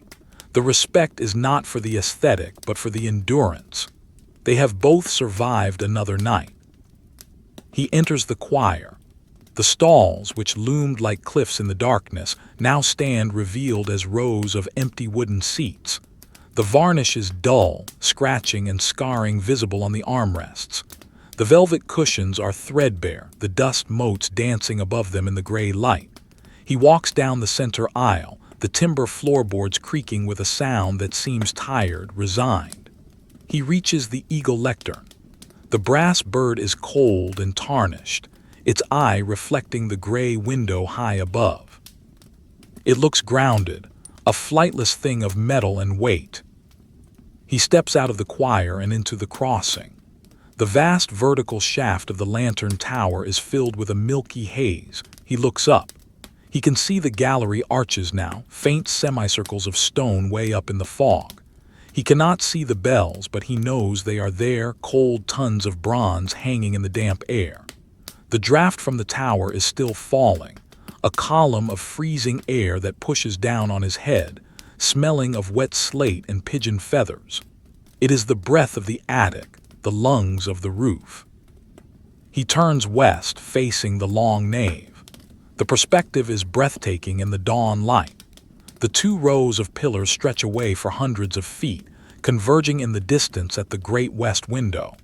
The stained glass there is also lightening, the figures of saints and prophets emerging from the blackness as 2-dimensional ghosts.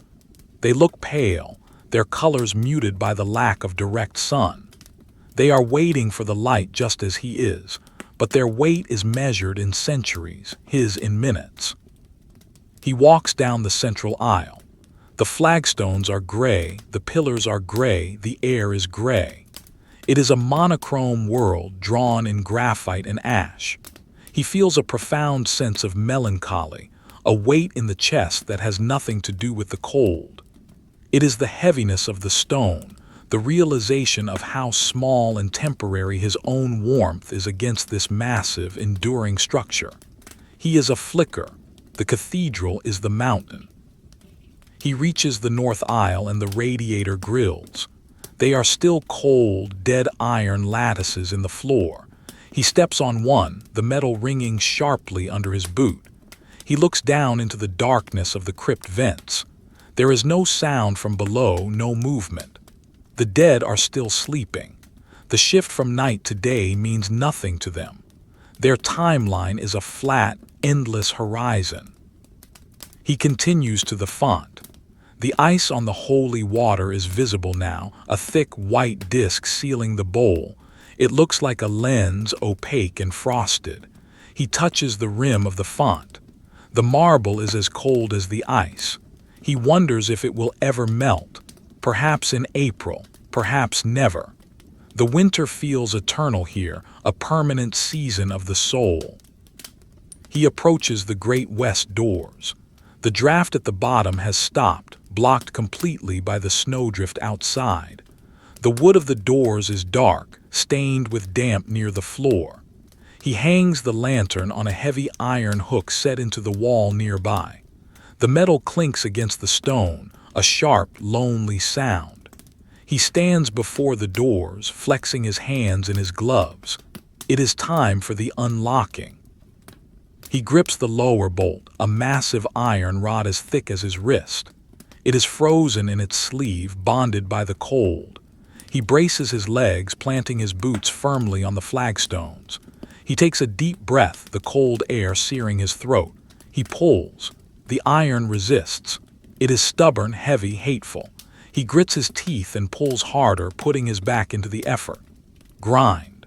The bolt moves an inch, the sound of metal on metal screeching through the silence like a cry of pain.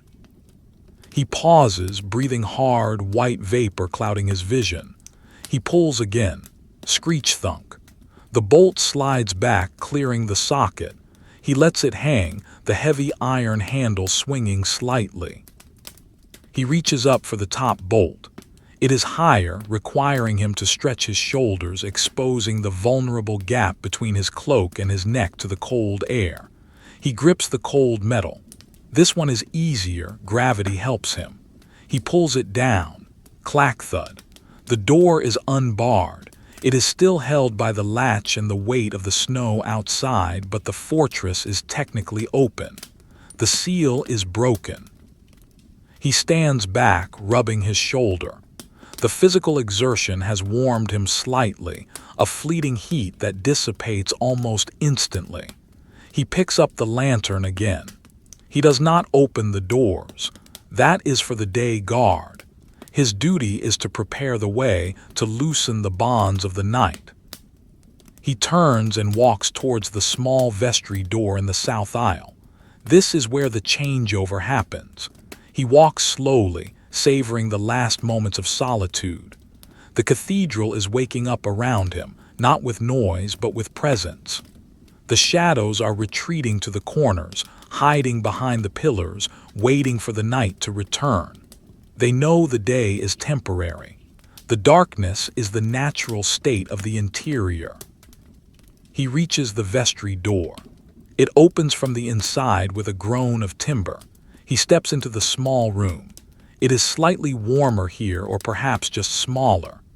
A single candle burns on a table, casting a warm yellow light that contrasts with the gray dawn outside.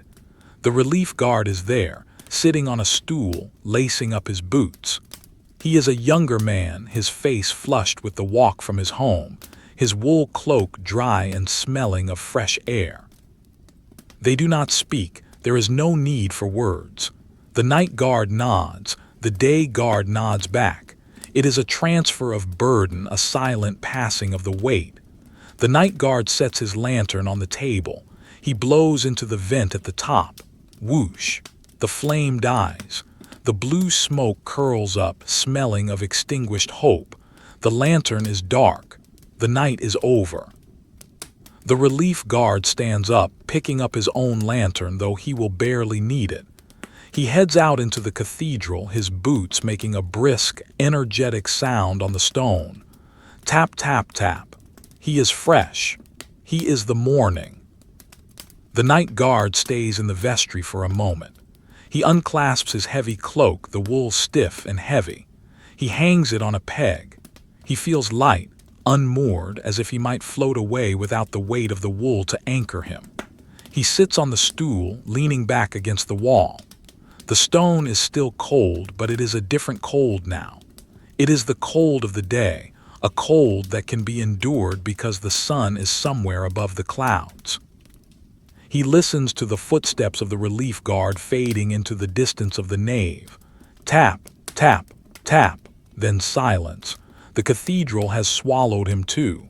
The silence returns, but it is different. It is a waiting silence. A silence that expects footprints, whispers, prayers.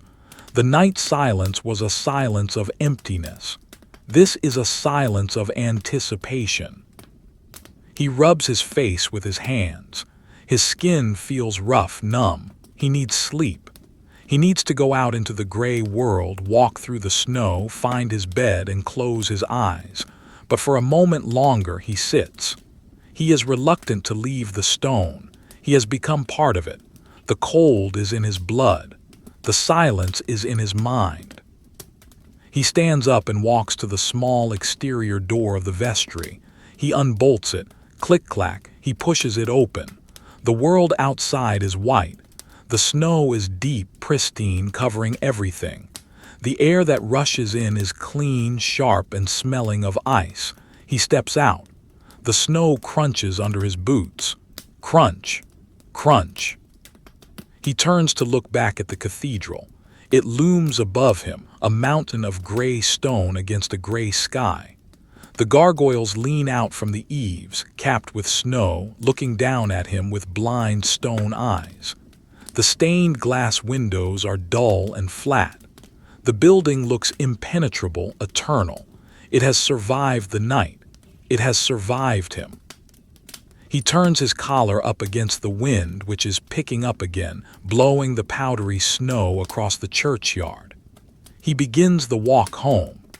Behind him, the cathedral stands silent, holding its breath, waiting for the cycle to turn, waiting for the sun to fail, waiting for the return of the dark.